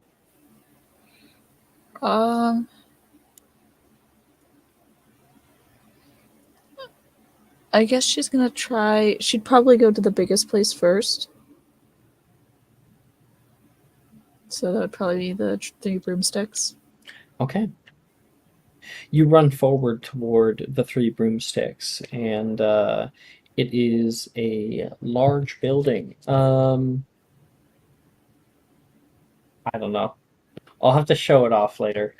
You enter into the Three Broomsticks Inn, and the doors open up. Whistling wind enters in, and when you come inside, there is a wooden area with a little bar on the left-hand side, and you can see a few people who have come in and gathered their coats on top of coat racks, and they are eating various meals. And there is Miss. Oh, her name is Madame. I completely forget her name. There's a woman at the bar who's currently serving people. Maybe she. Pardon me. I should really get her name. I remembered it. She says, "See, you say pardon me. You're right with you in just a second. Hello, little girl. Are you coming from the school? I'm looking for someone. Oh, all right. I'm Madame Rosmerta. Can I get you anything? It's terribly cold out today. Have you seen a man? He walks with a bit of a hunch. Purple overcoat. Looks like he hasn't slept in about 3 days. You're talking about Darius? Yeah, he comes down here every now and then. But I think last time that he came by, I insulted the poor bastard. He normally hangs out over by the Hog's Head. Why do you ask? I came here with him. Oh dear. Oh dear, oh dear. Well, I do know a spell that might be a little bit of help to you, she says. And she's going to take out her wand. Point me! Darius's coat. And it's going to flick up. And hey, guess what? I get to do the thing I figured I would do. It's going to flick around 1,000 times and then kind of land on one direction. Oh, fuck. I thought it was settling. It lands on one direction. Bam! That way. Looks like I was right. Either he's at the Sunspire Tower or he's in the Hog's Head. Thank you so much. They don't normally allow underage wizards in there, but I'm sure if you just pick your head and ask to see, there won't be too much of a trouble. All right. Understood. Thank you. And she'll waddle her way out. Okay, you follow the signs, and signs do lead you off to the left here, where we have the Hog's Head Inn, past the low road down Druid's Grove, past the Hogsmeade Community Garden that is defunct right now, and into this other large tavern with an actual hog's head that is sticking out the front wall, and a big plaque. Entering inside, it is a low, dimly lit area. You can hear the sounds of men speaking loudly with one another, some making jokes, laughing. And you can feel warmth envelop you once again. Make me another perception check. Okay.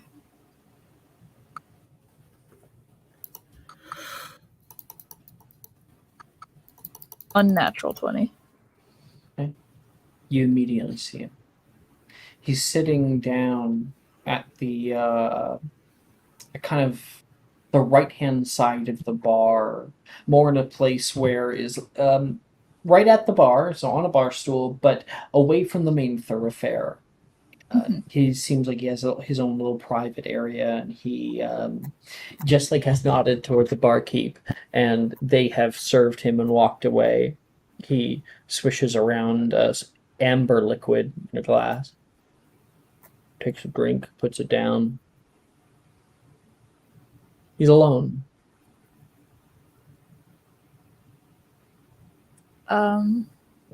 No one seemingly has noticed you yet because of how small you are.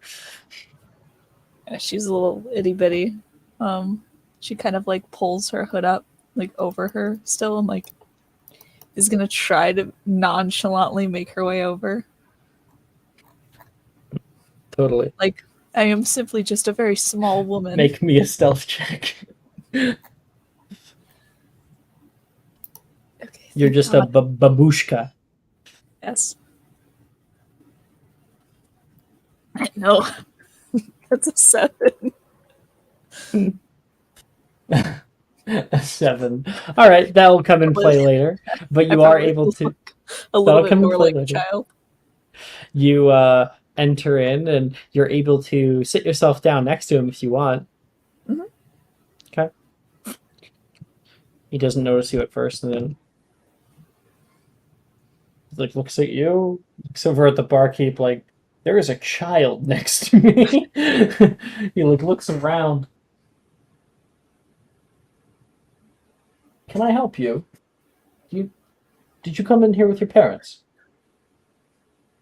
She pulls her hood to the side and like, well, she doesn't really do that. She like kind of stares forward and then turns to look at him.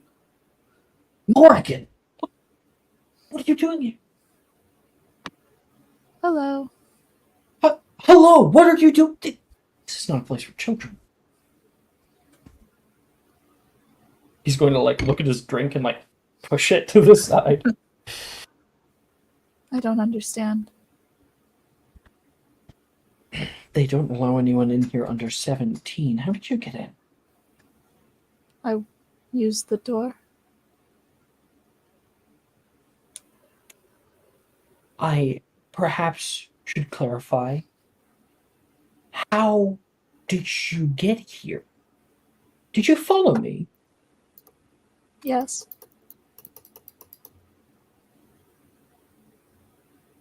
This is beyond acceptable. If the headmistress knew that you were here, she'd be furious. I don't understand. I wish to speak with you.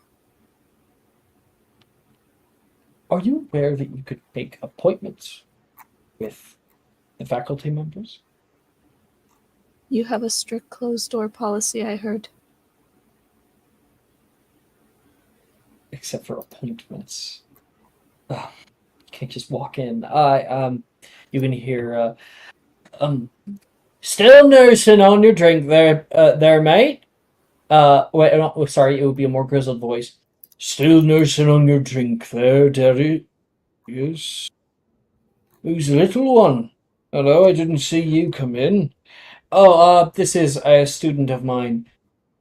Darius, you're not allowed to bring students in here unless they're 17 years of age.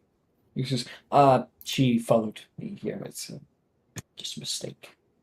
He will call him by name. I forget. It's just a mistake. Aberforth. So make sure he's gone within the next 5 minutes. I don't need the law cracking down on me. Yes. Okay. He's got to stand up and like drink his drink really quick, like drink, just chug the fucking shit. We should go. He's going to kind of corral you toward the door. That looked completely unappetizing. What do you want? He has two of you like stop by the door in like a dark recess. You can hear somebody exit a door from the kitchen and go past you into the restaurant area. I wanted to ask you some questions.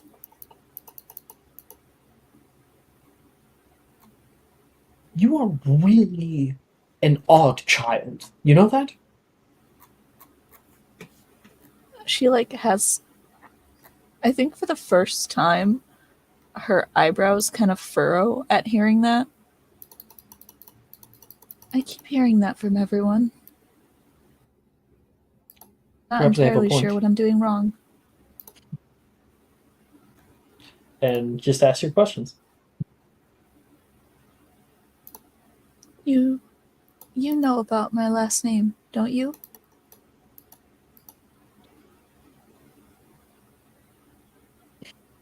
Is this really the time to be talking about this? You're very young. I don't know if I'd have very many good things to say. My mother would not have told me my last name without reason. You seem to know. He's going to conjure a larger coat, putting over top of you. And he is going to put a hand on your back, open up the door, and the two of you start walking out. Yes, I know of your last name. Caros were a prolific family here at Hogwarts. Had been for many, many years. Someone you might know a little more about it is your potions professor. You can feel that he's like trying to deflect you elsewhere, but your intuition's completely clear. He knows something he does not want to share.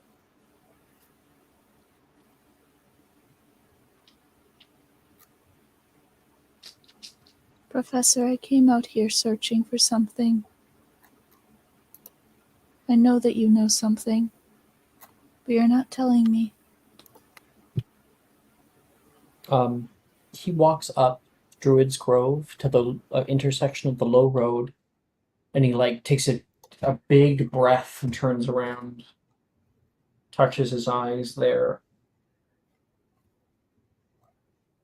It's only natural that you would want to know more about your family. I understand, but they're all gone. Okay? They're all gone. You have a mother, and hopefully she treats you well. Does she treat you well? I love my mother. That doesn't answer my question.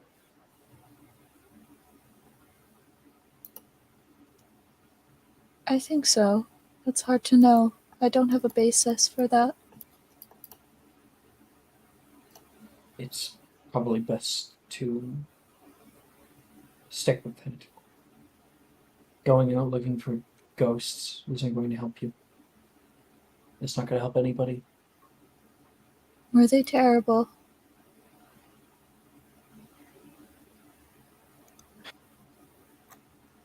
Why would you ask that? She kind of looks down at her feet, and then looks back up.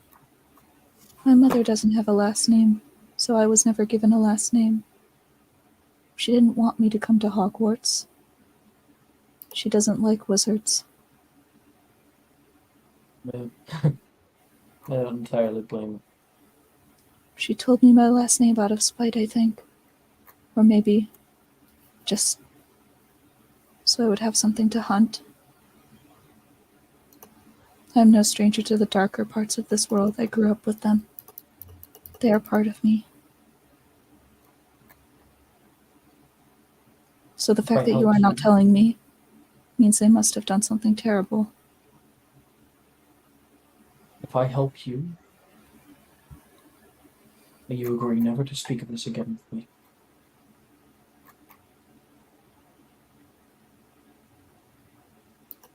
Agreed.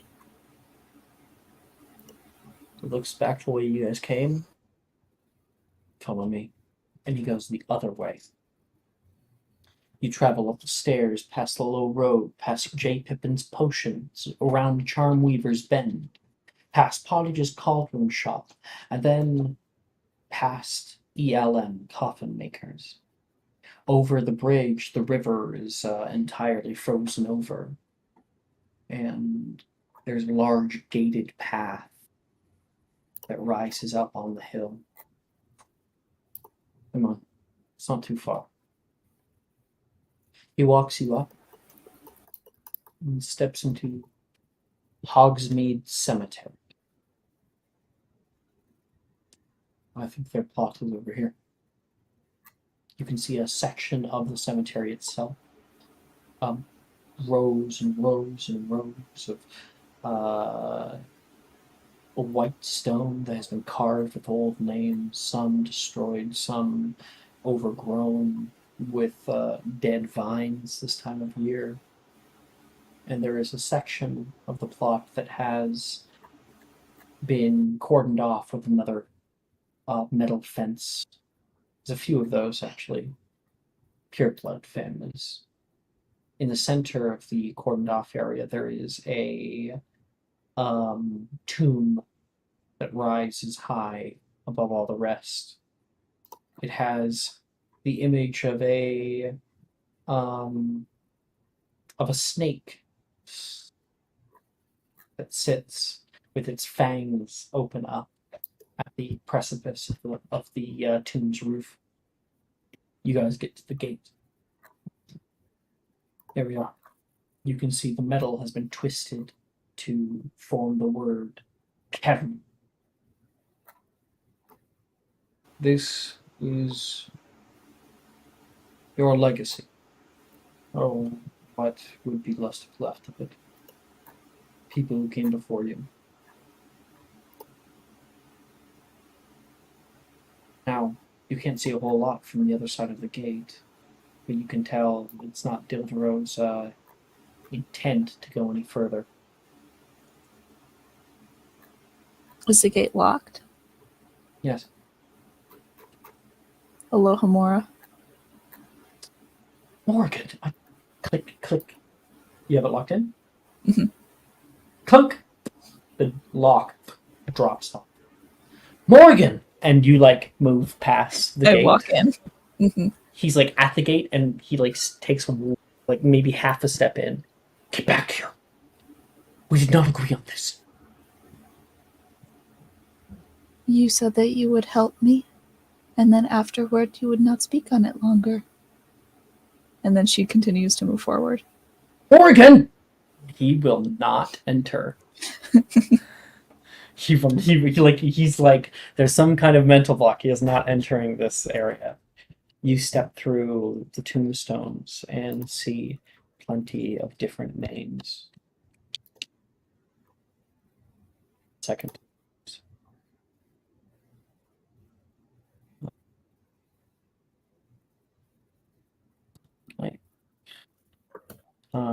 If I open that.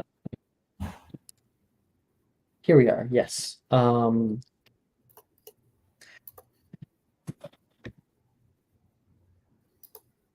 No, that's definitely not what I'm looking at. I'll use that in a minute. I'm just a second, please. You're okay.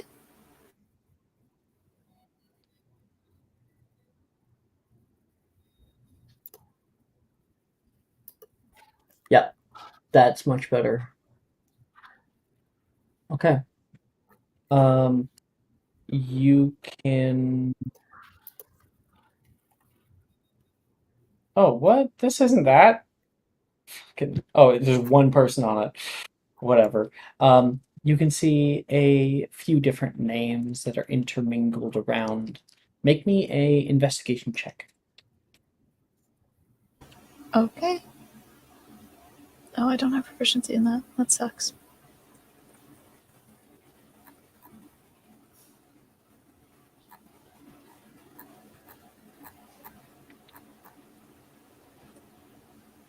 $18.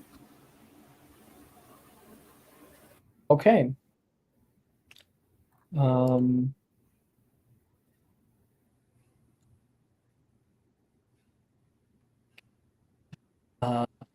You can see many different names all around the tombstones. Sigurd Kerr, Elizabeth Kerr, Patrick Kerr, Ellen Kerr, Rodolphus Hera is one name that comes up. Next to her is another person named Caedmon Yaxley.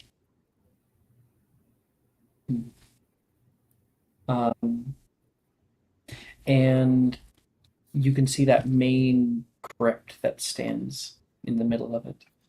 The heavy metal doors with another Alohomora are easy enough to open. Don't go in there! He yells out. He's not comfortable with you being around here. Dilder's like, I'm gonna leave without you. Trying anything. You step inside the crypt and can see many different names.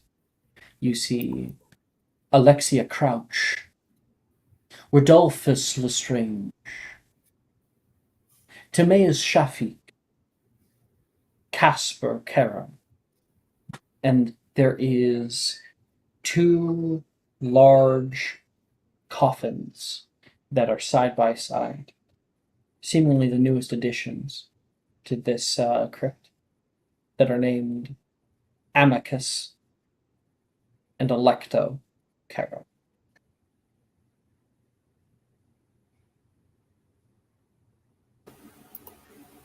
She will go forward towards them.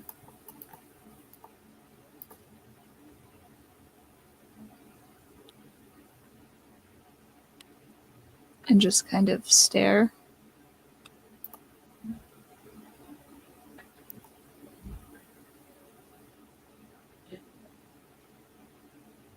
She's not going to get any information from this, is she? You got the names of your family. Mm-hmm. Make me another investigation check. Oh, okay.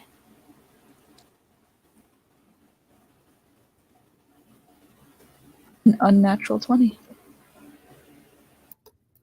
Look around, name after name, urns, burned individuals, coffins of others.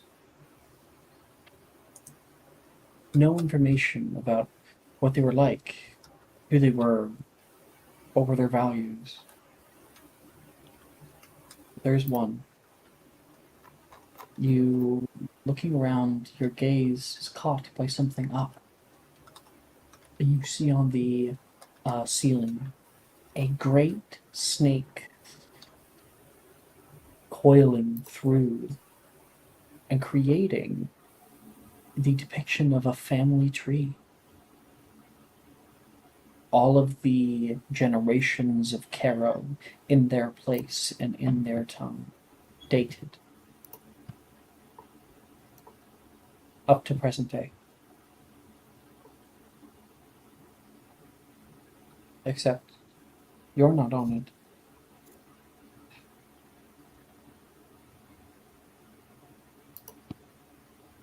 Either because you haven't died yet, or so haven't been added to it, or because you are not recognized.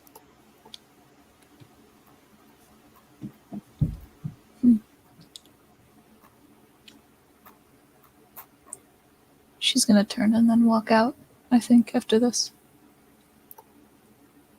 You walk out, and Dildro immediately kind of like grabs you, pulling you over, and shutting the gates. The two of you guys walk back, probably Morrigan with a 1,000-yard stare, and Dildro with plenty of words to be had to you. Mm-hmm. And he will forcibly lead you back to the castle.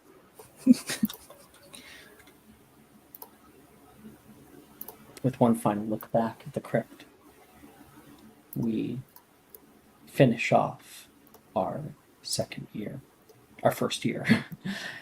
When we return for next episode, we'll be starting off our new year of Hogwarts School. And probably do some tryouts. Yippee! Thank you guys for playing today. And thank you anybody for sticking around and watching on Twitch. On the stream there. Bye-bye, stream.